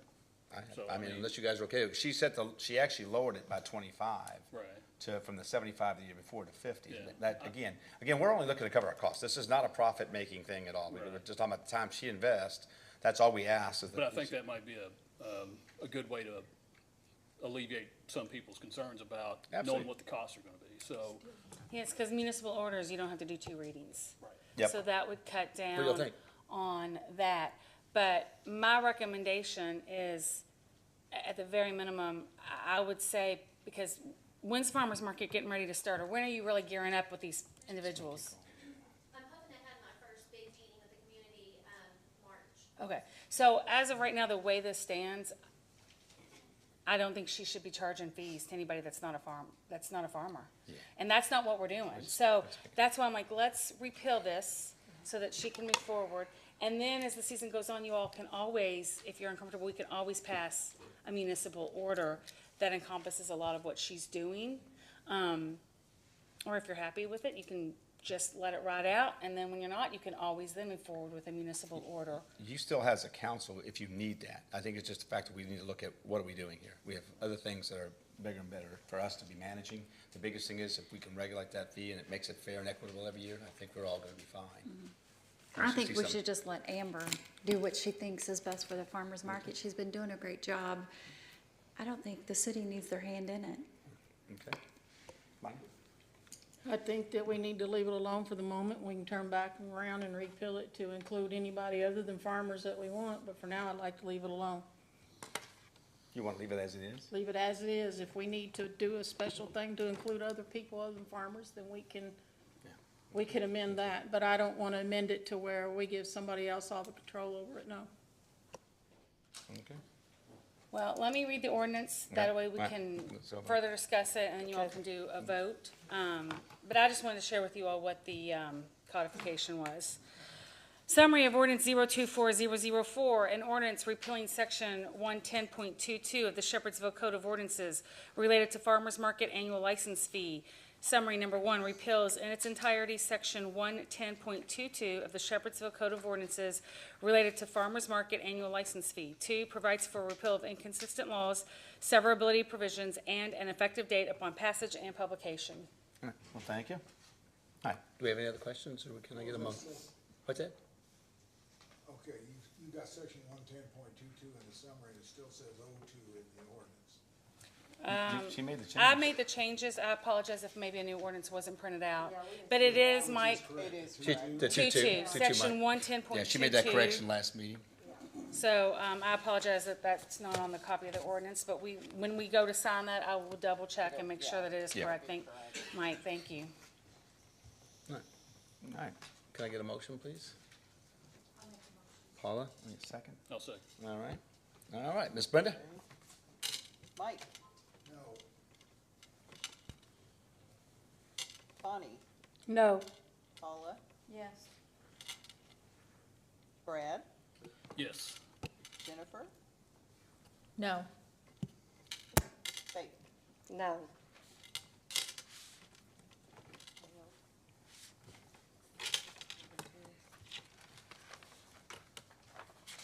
So, moving forward as it stands, are you all wanting to amend this somehow or leave it as is? Right now, this is to vote on this. You don't, I mean, they have to come back and send something out. I know, this failed, but I'm asking them to move forward because Amber's gotta meet with these individuals. And I'm telling you right now, my legal advice is, Amber, you should not charge anyone that's a farmer any money, the way this ordinance Yep. reads. Yep. So that's why I'm going and asking them so that we can move forward. So, you all Yes. think about it, let me know. She can still have her meeting. Yes. She don't have to charge anybody anything that night. They No, can- no, they can no, mail it but I back don't want, in. I don't want this to get falling behind and Right. I then got you. farmer's market Right. move I got and then, I Right. don't want us to forget about this. I know you've got a lot of things on your plate, but, I just don't want this to drop off. So whoever has ideas, maybe call or email me and let me know what you're wanting, Okay. to do to, amend this. Okay. And I agree with Bonnie and Nels. What you're saying is, we can do it with a municipal order, which then becomes effective You on mean- passage. Yep. Doing that, we can just totally repeal this Yes. and pass a municipal ordinance. Because some of that, I know you mentioned, the mayor had instructed you to draw You up said- the okay. stuff. So Mike, wait a minute, I'm No, confused. we're not looking at doing a municipal order, we're looking Okay. at doing another I mean, ordinance. Well, did you voted To for do- leaving it as it is, Mike? To leaving it as it is for Leaving now. this as it is, but Okay. in the And then future- amending it to where it has, Okay. that other vendors can be a part of it too, other So than just you farmers. just want to amend this Yes. to encompass what we want to do. That's an option, Okay, or that's fine. the other way you can go about it is at the same time, you can enact a municipal order. And then upon that, we can then repeal the ordinance. And the municipal order has the same, it applies to all of the city employees and all the city elected officials. So what you're telling the city employee, Amber, or whomever else 5 years down the road has that job, is that you have to follow this municipal order when you are putting on a farmer's market. And this is how it has to be done. Okay, Yeah. we'll talk. The and then- biggest difference is it doesn't require 2 readings. Okay. And it's more for internal, which this is. We can probably because- do that, we just don't want it worded the way that is. Do we have to do that every year? No. Okay. Nope, a municipal order is good, and unless you give it an end date in the Okay. municipal order for some reason, which you can, or until you, repeal a municipal order. Okay. And you can revise them, or you can just basically repeal and enact a new one if you wanna change the pricing. So, Okay. but you all decide, but I think if you all are wanting to charge the other vendors at a farmer's market, you all need to do Absolutely, and that's why something we did this, about this. Amber, nothing against you, but we have to make sure everybody's covered, okay? And we'll try to make it fast. Thank you for all you do. All right, new business? All right, Ms. Cat? 024005. Summary of ordinance 0240, I'm sorry. Go ahead, because I'm gonna have him come up here if there's any questions for him when he gets up. Okay. Summary of ordinance 024005, an ordinance amending the Bullock County City Zoning Order and the Bullock County City Zoning Map as amended, changing the zoning of .5 acres more or less located at 800 North Buckman Street in the city of Shepherdsville, Bullock County, Kentucky, also known as parcel 036 SE 007001 from R4 residential to B2 business. Summary, 1, rezones approximately .5 acres located at 800 North Buckman Street in the city of Shepherdsville, Bullock County, Kentucky, from R4 residential to B2 business. 2, provides for repeal of inconsistent laws, severability provisions, and an effective date upon passage and publication. All right, Mr. David, would you come on up here for a minute? I want you all to meet him if you haven't met him, because this guy did miraculous work. If you know anything about the Ball property that was across basically from Big O over there, everybody knows what that looked like for years. Does anybody want to raise their hand and say they saw it? I've seen it. So this gentleman here? I think everybody knows him. Yeah, he does, we do. If you want to click that button on just in case, or that button on top there. Yes, sir. First of all, I want to tell you thank you. I think I've told you many times, I appreciate that you did it because the city has always been trying to clean up different areas, and you helped us out. So I want to say thank you for taking that property. I did drive on it. The gravel's nice. Looks good right now. I want people to know why you want to change it. That's the big thing, and I wanted you all to hear that. He's obviously up here. He's cleaned the property up. And obviously, he wants to change the zoning of it. It's not residential anymore. It was maybe way back when, but it's not now. So this gentleman wants to make it a business. So I want to make sure that you guys, first of all, any questions, and if you want to tell them a little bit about what you've done and what you're thinking about, that'd be great for these folks. The initial goal was to get it demolished and cleared off. We've thrown around several ideas about what we'd like to put in there, but definitely want to put a sign up, a billboard. I'll be submitting to zoning and planning. They said we need to do this first, and then we'll do the sign. But with that, I want to incorporate what we discussed. Welcome to Shepherdsville, Gateway to Bourbon Trail, something like that. Faith and I were talking earlier, the sign that's Speyside Cooperage, maybe one just like it on the other side. I don't know. Like I said, my first goal was to get it cleared off, but I do want to, I think it's a real important piece of property. I'm 6th generation Bullitt County. I remember it being Ed Ball's Farmer Market, going there as a kid. My mom had always loved that property. It's called Lily Pond at one time. That's what she always called it. And the opportunity came, and you know, I thought, wow, this would be a really good. To me, it's a really nice piece of property. It's not real big. It's in the flood zone, but it's the last one you see leaving Shepherdsville and the first one you see coming in. And I think that we could make some sort of landmark. It's a great opportunity. Yeah, he was looking at some different options, like a food truck or maybe a small diner, or just something that was quick and easy to have it there, as well as the signage. That's what he was doing. He wants some flexibility in what he would do business-wise there. So I wanted you to know at least what he was thinking. First of all, it just means a lot to me. You took it out a very big eyesore, and you've really cleaned it up, and I mean, that means a lot, because I've enjoyed seeing it come along. Well, you've done a nice job with it. So has everybody seen it? That you've seen it now? I mean, it looks really, really nice there. Corey Proctor did the excavation and a majority of demolition. He did a great job. I don't know if y'all know Corey or not, but yeah, well, this is a he's public local hearing. builder here. Yeah, this is a public hearing for this first reading. So I don't know if there's anybody in the audience that wants to speak in behalf of that property, wants to say anything. If there's any, any opposition to being a business license. I think for most of us, we know that's not residential anymore on that side. Right. So I don't know if anybody feels like they have any questions. I just want to make sure everybody knows you, like Faith said, but I think it's important everybody appreciates what you did, because you've made that section coming into town a whole lot nicer. And I think whatever you decide to do. And safer. I understand that there and was safer. Yeah, there was a lot of things going on. Problems there, but. Yeah, and it's just the start of a lot of things, but folks like you that want to invest back into the city, that meant a lot to me. And I just want to make sure that you all know that. So we've got our first reading. Second reading is our next meeting on the 26th. Okay. And so, and if they have any questions, I have your number. So if you guys have any questions, I can send you his number if you ever want to ask, if you've been by there, of what he's actually going to do there. But I think whatever you do, and I think the sign's going to be real nice to have that there. I know we've talked about it since the word go, that you were going to put that out there. So, yeah. David, I appreciate it, man. Are you building a building on it, or just? Well, the way it's, from what I understand, it's already split up into individual lots. And from what I understand, to have a billboard that you're going to advertise on, it has to have its own deed. So there's going to be the northernmost end, however much space they tell me I need to have this sign that I want to have. It'll be a digital high definition billboard.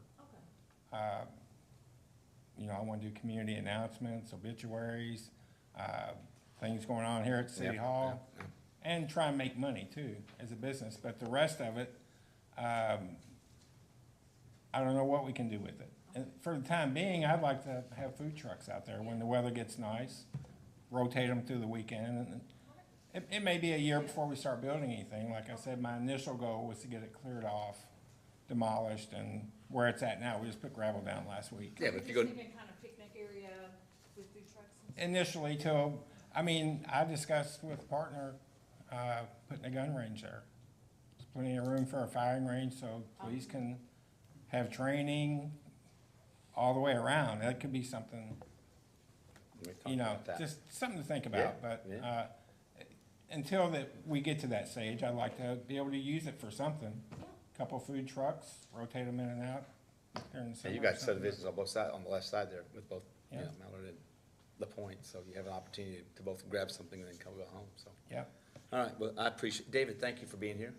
If you'll turn that mic off for us, just hit that Okay. button on top. Thank you for having me. All right, but then like I said, if you Thank guys you, have any David. questions, I'll get back with you guys. Did you? Thank you, David. Mike, Oh, did you have a he- question? Mike I has one. would, yeah, I mean, no, I don't have a question of David. Oh. Uh, All right, thank you, David. I'm gonna beat up, All I'm right. gonna beat up on Brenda.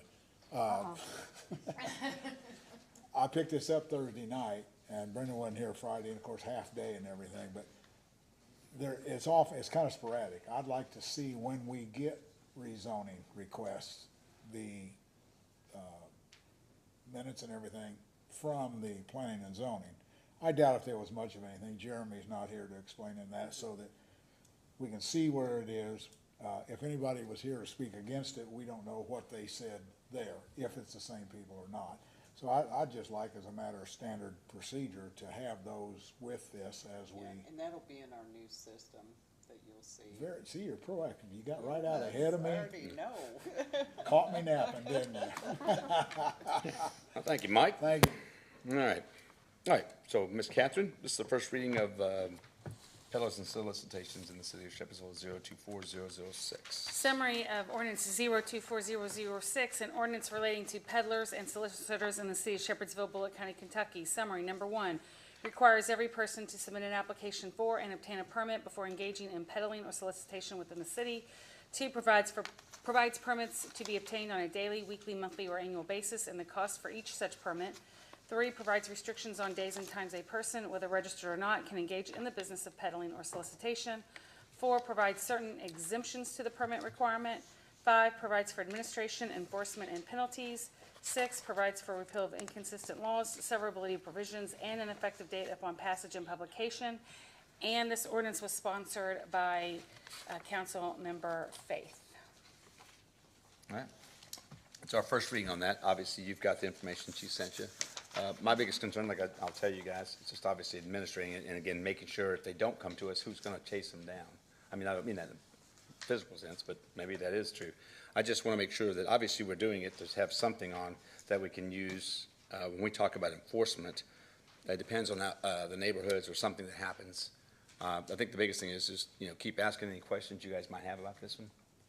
I know that you mentioned something about your street or something. On my street and also Mallard Lake, I was at Nikki's Sunday afternoon, and lo and behold, knock on the door, somebody soliciting. Sunday. I'm sorry, you shouldn't do that, but it's my opinion. Okay, no? And the thing about the political, Bonnie, did I call you and explain that to you? Okay. You can't. The thing that most people need to do, if you got no soliciting signs, if you're campaigning, please just be courteous to the individual and just put your card there and take off. Obviously, I remember that, and you have to have that courtesy to folks. If they have that sign there, there's a reason. Please be courteous if they don't want you visiting your home. You can still leave your information with them. Okay, all right, first reading, all right, 024007. Just to speak, the Faith and I talked about the enforcement mechanism, and we did work with, Brenda and Tanya on it. What I think even Faith envisions the enforcement mechanism being really is, if there is an issue, a resident can then call and make a complaint that maybe somebody's coming to their house, at 10 o'clock at night trying to solicit. And then at least there's someone that we can call. It goes through code enforcement. So Ray would be out there, or if it's 10 o'clock at night, maybe a police officer shows up. But at least we can say, hey, it's fine you solicit, but you need to get a permit. And oh, by the way, you're only supposed to solicit during these hours. So some of this isn't really, I don't foresee the city, and I don't think Faith does either, going out and patrolling this issue. No. This is more of if a citizen feels like they have an issue, we've got something in place, that there's someone that they can call, and we can be proactive in that instance. So, we did try to pare it down. They will come in and get an application, pay a permit fee, but we did pare that down so that it wasn't, very much extra work on the office personnel. That's how we were gonna approach Right, it. yeah. We were gonna, yeah, we were. Yeah, gonna so push we it. did pare that down, so there wasn't, as much work. They're supposed to basically fill out a short application, name, all of that. There is a mechanism where if we find out that they've been charged with felonies, we can revoke the permit. Again, that's not something that the city is actively gonna research and investigate, but should that come to our knowledge for some reason, or should there be someone has a concern, again, the city has some, mechanism to handle that situation. Or it's some type of scammer. Right. And most of them should have a badge. If they don't have a badge, ask them what company they work for. When they call City Hall, they can say, oh, it's so-and-so company. We can contact that company, and say, hey, you can't be doing this. So, Always asking for their occupational license. I always ask for their badge. They wouldn't probably have a copy of their occupational license. No. Probably not. So anyway, that was all. I just wanted to kind of touch base on that because I don't know that I've talked to most of you guys about what Faith and I had discussed. But that was the, I guess, the thought behind it and the vision of that. So that was all. All right. Thank you. 02407. Ordinance summary of ordinance 024007, an ordinance approving the tentative collective bargaining agreement for the Shepherdsville Fire Department personnel within the city limits of the city of Shepherdsville, Bullitt County, Kentucky. Summary. 1, provides for the approval of the tentative collective bargaining agreement for the Shepherdsville Fire Department personnel consisting of those officers below the rank of major with a term beginning on March 1st, 2024 and ending on June 30th, 2025. 2, provides that the tentative collective bargaining agreement for the Shepherdsville Fire Department personnel consisting of those officers below the rank of major shall become a binding contract upon passage and publication of this ordinance. 3, provides for repeal of inconsistent laws, severability provisions, and an effective date upon passage and publication. All right. Mr. Coulter, will you come up here for a minute, please? We gotta celebrate getting to at least closer to the finish line, right?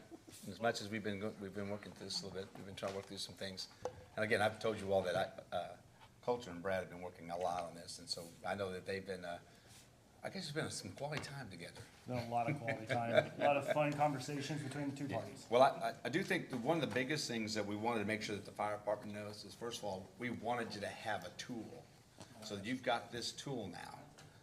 And all I was gonna say was, it's just that we're getting this first reading to establish that we're at this point, that we've got an agreement between what the city is and what you're doing, and now we've given this to share to them. Mike, what would you like to add? Will we be discussing this in executive session tonight or not?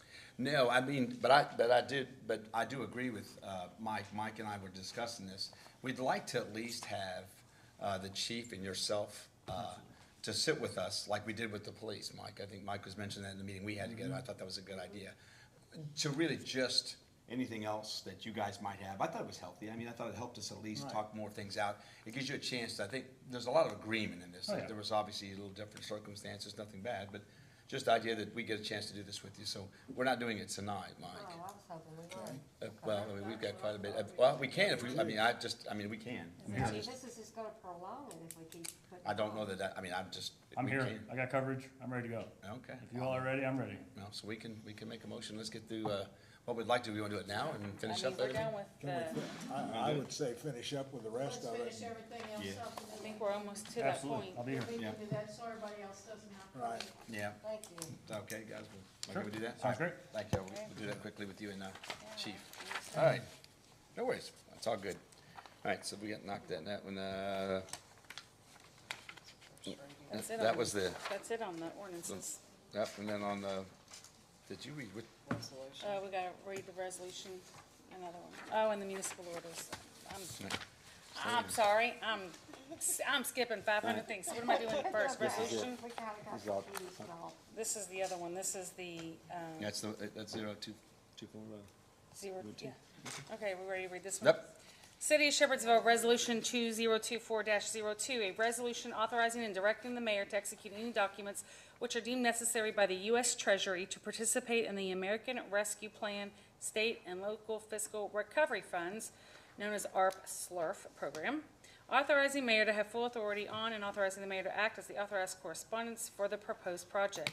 Whereas the city desires funding for expenses incurred due to the public health emergency with respect to the coronavirus disease 2019 known as COVID-19 on behalf of the residents of the city, and whereas it is recognized that ARP-SLRF funds are available to the city pursuant to the American Rescue Plan and impose certain obligations and responsibilities upon the city that require, among other things, 1, reporting to the U.S. Treasury with annual reports on eligible project spending of the ARP-SLRFs, and 2, other obligations of the city in connection with receiving the ARP-SLRF funds for the purposes stated herein. Whereas the proposed project for a West Blue Lick Stormwater Project Phase 1 would be an eligible expense under the following categories listed by the U.S. Treasury for the ARP-SLRF program. Number 1, government services. Now therefore be it resolved by the City Council of the City of Shepherdsville, Kentucky as follows, that the City of Shepherdsville will use $2,200,000 of the funds provided by the ARP-SLRF allocation to design and construct stormwater pipeline from Highway 44 west towards Salt River. I don't have a thing, but No, this. and so I'm gonna make it real simple for you. This is what we were discussing here, just right here. I've got it. And this this is- resolution will become effective, Well, this, just so you, just make sure we clarify, this is the ARPA money that we're using for the project, for the stormwater line from 44 to the river. Yes, Yeah. the first phase. Yes. And the reason why we had to do that, 2 reasons. First of all, we obviously have to use our ARPA money, have it designated, but it was a great way, we were gonna spend that additional money. The only thing for you all to know is that that money covers the one project, because when we talked to KIPTA, who actually designates that, they said they were fine with us using it. We were just trying to figure out which part of the projects that we had to use our ARPA money, which was the $2.179 million. So I wanted to make sure that, Monty, do you have a question? I have questions. Yep. Okay, we originally got $3 million, is that correct, from ARPA? A little more than that, wasn't it? Not much I more. don't remember. Not I don't much remember the more. dollar amount. Okay. So in all these years' times, you're saying, is that all we have left, is this 2.2 is all we have left? 2.2. But you said the other day that we were gonna be spending some of the ARPA money for the park project, for helping to pay all But that's that. what we did. We just picked, that's part of the projects, the 30 million, is the 2 million for the sewer. We just moved the ARPA money to that. We have 32 that we're using, Bonnie, 32, and all we're doing is we're taking that 2 ARPA and using it for that piece. It's the easiest way to allocate it without putting like 5 projects under the 2.2. It was just easier for us to tell Jennifer Wilson, and she has okayed that. We wouldn't have been able to do this without her first. KIPTA has to regulate what you spend your ARPA money on, and they said this was I a, understand that. So some of this, even though this has been used on the stormwater pipeline, it's still gonna be used to improve some of the park at the same time, I'm assuming, because, no, this is for the line itself. We have $2.2 million that's been allocated in all of the 30 million when we originally did the park plan. It included that sewer line. We just used the ARPA money first. We've got the rest of the money we didn't use. So whatever $2 million we were gonna allocate to that, we're using now for other things in the park. That's the best way to try to explain it. It's just easier for us to allocate that money. And like I said, we had to have it approved by Jennifer Wilson from KIPTA. It's just easier. I mean, really, it's a matter of how you do the counting on it. That's why we did it this way. It was just easier for us. With this pipeline going through, the splash park will finally get built. Exactly.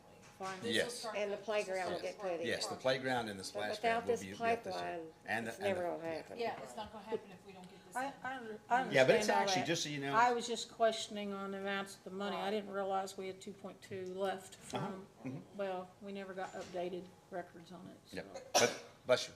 So that is the amount. And again, one of the nice things, and again, we've really been very pleasantly surprised, and I'll go ahead and say this to you. If for some reason we get a better deal and we're able to save some money, we'll have to come back to you, and whatever money we have remaining, we need to allocate it to something else for ARPA money, because you've got to be able to, we have to, by the end of this year, if we don't have that, if we just at least allocate it, not spent, but allocate. If we don't have it allocated, we lose it. We're not losing any of that money.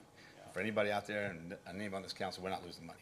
So we've got it worked out, Bonnie. I think that you'll see that that's obviously a big part of it. But it actually, just to go to Faith's point here, there's actually an opportunity for us to do both. We're kind of working both at the same time, because that line's going to actually come down the Lee Street. So, all right, but anyway. Is this 2.2 million covering just the first leg from the? 44 to the river. 44 to the river. 44 to the river. And remember, what else? Remember, Arthur told you guys what was cool was we were going to have some wetlands. we're gonna take some of that water and run off and make wetlands within the park, which I thought was really a cool idea for the kids and studying and all about conservation. Really good idea in that, so it was kind of a fun project as well. Okay, so this is what, the 2.2 million is what you figure that first section will cost. How much of the? Phase one. Phase That's one. what he said. Phase one is 44, okay, so Right. that, phase two is from Blue Lick to Right. 44. But this 2.2 million, this covers phase one. Yes, sir. And so about how much of the original total ARPA money will we have left after this? Is That's this it. using all of it? That is it. That's why we wanted, what we had left, we wanted for one project instead of doing like four. It was easier to do it this way. And again, See, hopefully we Bonnie, get, I did get ARPA money for drainage. is that, No, oh, is that something? Most of it too. I got all of it. All right, so- Only wanted part of it then. Boy, well, I feel good we just have, maybe, That's an happy at one inside, time. that's an inside joke. I believe you. I'm Right. trusting you on that one, Mike, and Bonnie laughed, and I'm sure it was good. All right. Oh, it was. All right, with that said, I do need a motion to approve this ARPA money being. Motion for Ms. Jennifer, I second. second with Ms. Paula. All right, would you give me a, Ms. Brenda, a reading on this, please? Faith, Yes. Jennifer, Yes. Mike, Yes. Bonnie, Yes. Brad, Yes. Paula. All right, well, thank you, council, I appreciate that. All right, we're moving along here, cooking with gas. All right, municipal order 24001 is the written determination required, for the sale and disposition of property. That's by the police, is that correct? Yes. Yep.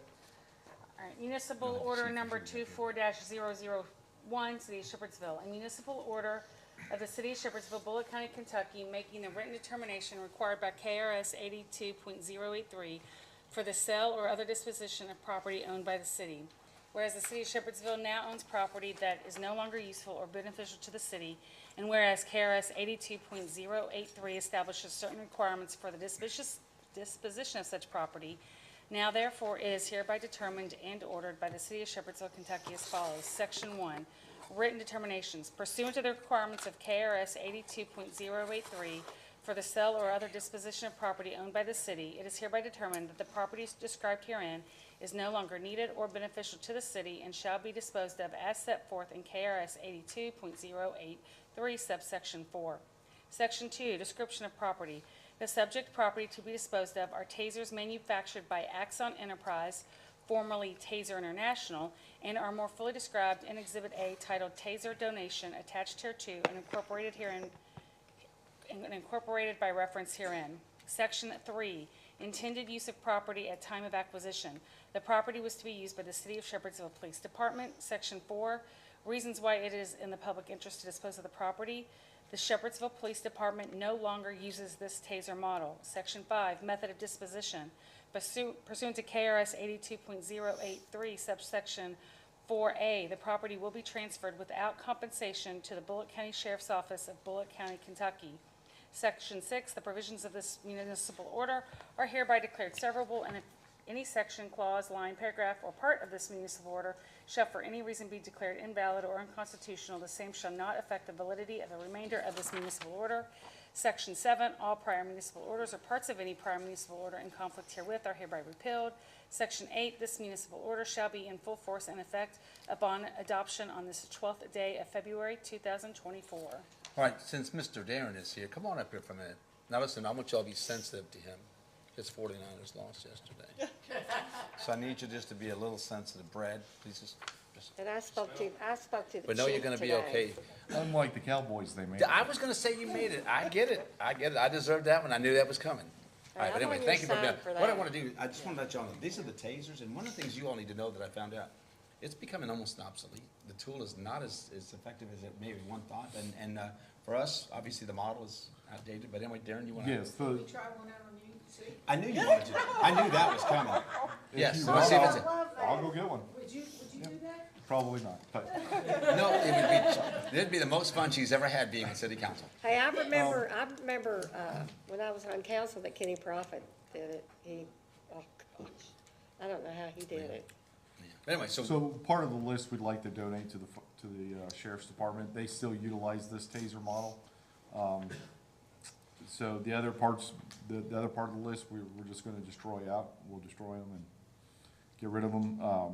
It's pretty self-explanatory. The cameras are separate, because theoretically it's a separate item on the TASER, but it all kind of goes together. I thought it was interesting that it's really changing the model, going back to some, what I call, not primitive, but different ways of actually combating somebody that's resisting arrest. It's obviously, that was an interesting conversation about that. Yeah, there's some things come in probably in the next 5 years that might make the TASER obsolete. Yep. Well, I just want to try, Darren, thank you for being here. I know that Thank you. You got, anybody got a question? Darren, Good? so these units in the first municipal the tasers. order, those are being donated to the sheriff's department? Yes. Yes, sir. Yes. And the next one is destroyed? Destroy them. We'll destroy them. Yeah, that's what we had to do it separate for you, Mike. Well, I'll make a motion that we donate them to the Bullock Okay. County Sheriff's All right, Department. all right. Second, please. I second it. I got a second from Paula. Ms. Brenda? Okay. Mike, Yes? Bonnie, Yes. Faith, Yes. Brad, Yes. Jennifer, Yes. Paula. Yes. So we just need a Christmas card from Walt. That's all we want is a Christmas card. Don't have any money in it, just a Christmas card. All right, thank you all. All right, 24002. Municipal orders 24002, City of Shepherdsville, and municipal order of the City of Shepherdsville, Bullock County, Kentucky, making the written determination required by KRS 82.083 for the sale or other disposition of property owned by the city. Whereas the City of Shepherdsville now owns property that is no longer useful or beneficial to the city, and whereas KRS 82.083 establishes certain requirements for the disposition of such property, now therefore it is hereby determined and ordered by the City of Shepherdsville, Kentucky as follows. Section 1, written determinations. Pursuant to the requirements of KRS 82.083 for the sale or other disposition of property owned by the city, it is hereby determined that the property described herein is no longer needed or beneficial to the city and shall be disposed of as set forth in KRS 82.083 subsection 4. Section 2, description of property. The subject property to be disposed of are tasers and taser cameras manufactured by Axon Enterprise, formerly Taser International, and are more fully described in Exhibit A titled Taser Disposal List and Exhibit B titled Taser Camera Disposal List, attached hereto and incorporated by reference herein. Section 3, intended use of property at time of acquisition. The property was to be used by the City of Shepherdsville Police Department. Section 4, reasons why it is in the public interest to dispose of the property. The equipment is outdated and the manufacturer, Axon Enterprise, no longer provides support for this equipment. Section 5, method of disposition. Pursuant to KRS 82.083-4H, the property described herein has no value and will be disposed of as garbage in a manner consistent with public interest. Section 6, the provisions of this municipal order are hereby declared severable, and if any section, clause, line, paragraph, or part of this municipal order shall for any reason be declared invalid or unconstitutional, the same shall not affect the validity of the remainder of this municipal order. Section 7, all prior municipal orders or parts of any prior municipal order in conflict herewith are hereby repealed. Section 8, this municipal order shall be in full force and effect upon adoption on this 12th day of February 2024. All right, thank you, Ms. Catherine. It says rugged and self-explanatory, but can I get a motion? I'll make a motion that the police department destroys the All equipment. right, second? I second it. Nope, Jennifer? Close, Paula, it was close. Just gonna give it to you. Yes. Mike, Yes. Faith, Yes. Bonnie, Yes. Brad, Yes. Jennifer. Yes. So Bonnie, what that means is since they're destroying them, there will not be one available for you. I have a personal one at home. Bring it in. Hey, it's got one in front too. Yeah, Walt probably lets you borrow one. I'm sure he would. I'm sure they would. All right, with that said, obviously, we're gonna adjourn to executive session, so I do need a motion for that. Well, Oh, I'm sorry. Hang on, we gotta say Oh, why. Oh, yeah. So, the city will now go into, upon motion, the city will go into executive session pursuant to KRS 61.8101C1E to discuss collective bargaining negotiations between public employers and their employees or their representatives. All right. Now you can have a motion. I need a motion to go to I'll executive. make a motion. Faith? Second by Brad? All right. All right, you mean? No, come on, Brenda, come on. You got right past it, Brenda. Jennifer, Yes. Paula, Mike, Brad, Yes. Bonnie, Yes. Faith. Yes. All right, we will be back shortly. Thank you all for your patience. It's been a long evening.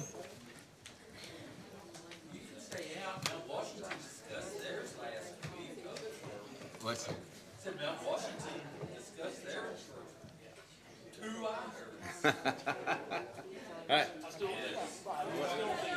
What, what was that? You want us to just send you a text when we're coming back?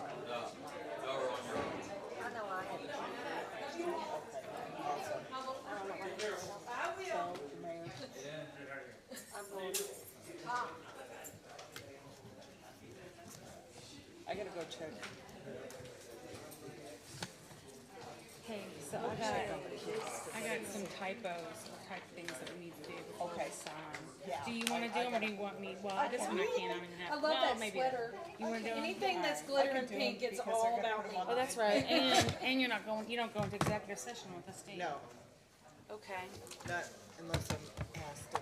Don't. hang on, 1, 2, are you sure you don't need that? That one didn't pass, so here's these that I've signed already. Okay. So, there's that, and then, okay. Is that your water? No, those two are mine, so. Yeah, Must be it won't, yours, cause girl. I have to be here, Mike. Thank you. Oh, here, I'll let you through. They finally fixed the doors.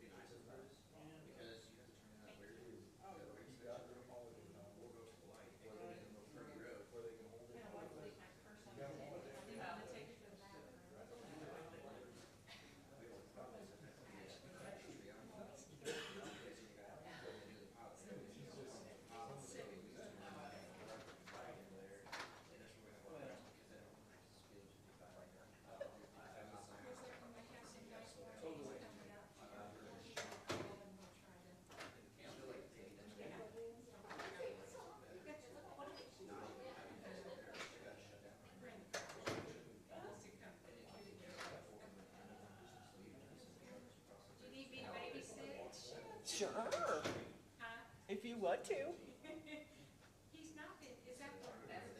This is the girl. Her little tummy is swelled, and let me tell you, she's been gassing it up on me. What are you doing, girl? Oh, it's okay. Do they have treats? Yes. I'll see if I need to bring some. Oh, yeah. But I think that's why she's gassy. It happens. So if she lets one in the mayor's, he didn't smell it for a minute when she did it last time, and he went, oh. Will she let me hold her? I won't hurt her. Yeah, you gotta hold that big belly of hers now. That's all right. No, you can't get down there. I just can't believe how she knows you people. Oh, absolutely. In particular, She's scared. she seems to. Hey, babe, I'll call you later. I gotta control the cat. I don't make them. Love you. Bye. I want a kitty. But She is. Oh, you do? Yeah. But Mike doesn't like them. No, we both like them. They're just that at our age, unless we go adopt an older cat that won't outlive us, you know. So, because at 75, you never know. So, One of your kids wouldn't want to take the kitty once. My oldest daughter, no, she's got a dog. And then my youngest daughter, she's got two big cats, and they would not accept another one. And then, My dog doesn't like the cat at all. And if I say Chuck Chuck, she comes running. I'm like,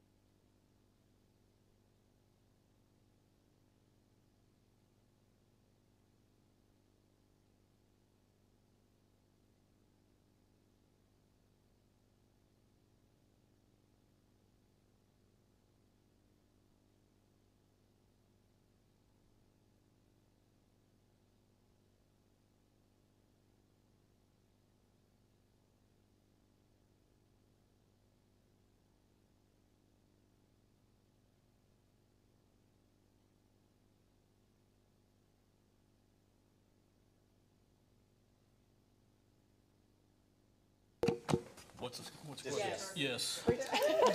Brad's tired. Paula? Yes. Jennifer? Yes. Bonnie? Yes. Faith? Yes. Mike? Yes. And it is 8:54. We got to cover, buddy. What time is it when they went in? 7:50. We got the faithful back there. I like it. All right, All right. so we get done with that. All right, I think we got council comments, is that what we're ready for here?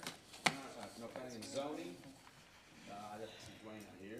Department heads, chief, I'm not even gonna ask you to come back up anymore. Dwayne, I got it, all my department heads are gone, we're done with that. Start with the council, Bonnie. I have nothing. All right. All right, Ms. Jones? I do have just one thing I just wanna get on. So, March 2nd at 11 a.m. here at City Hall, we're gonna start the, Aesop's Fables, the play that we're gonna put on in the park. Shannon Lehman is heading that, and, kids will be able to do on stage, backstage, they'll have all kinds of learning opportunities in theater. So if anyone is, there is some, information Yeah, on but the the play's gonna be in the Shepherdsville park. Community Events page. You're practicing here It'll be in in the gym? in the gym, Okay. What time again on March 2nd? 11 a.m. 11 a.m. Yes, I have a couple of things. First off, I do think we need to look at an ordinance about the Airbnbs. I know that a lot of owners aren't happy about that, but, I second that. okay, Yes. well, and so I'll sponsor an ordinance. I'll co-sponsor with Okay. you. And that's, the next thing is, I noticed Jennifer gave us the ordinance from Louisville, and at the top, or wherever, I don't remember where it was at, it says, bill sponsored by Faith Portman, co-sponsored by Jennifer. I think that would be good to have, because a lot of time, I have to, You're too late, I already did it. Oh, you did? Yeah, No, go ahead. Oh, I think it would be good, because when I go back and look at them, if I don't write it down, I don't know who's sponsored and who I can ask, you know? I think it's good, it's a good idea. Yeah, I just need to look, because I feel like the way our ordinances are drafted, like how we do the summary numbers, I don't know if that was by ordinance or by a municipal order or something.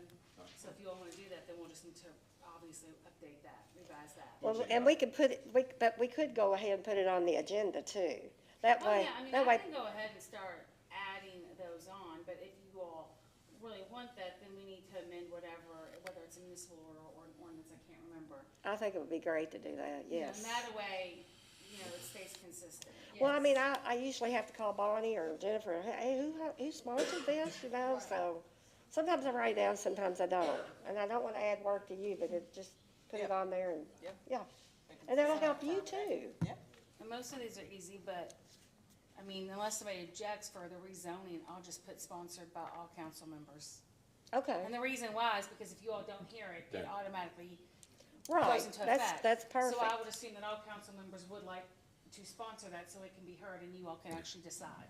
That's fine, Is that yeah. okay? Yeah. All right. Is that Thank it? you. Huh? Mike? I don't have anything. Tom Barr told me if I spoke up, he was gonna increase my, subscription rate. I can't afford it, so. Wow. Man, you're tough back at you, buddy. Kinda tough. Doing it for the team. All right, I'll give you that $5 in a minute.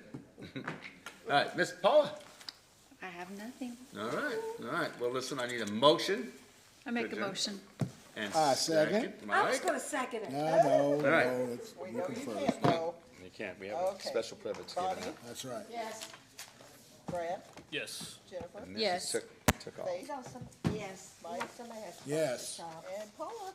Yes. All right, well, thank you all. Have a good evening. Who was that? That's why I voted no on the minutes of the next meeting. I remember you told us that.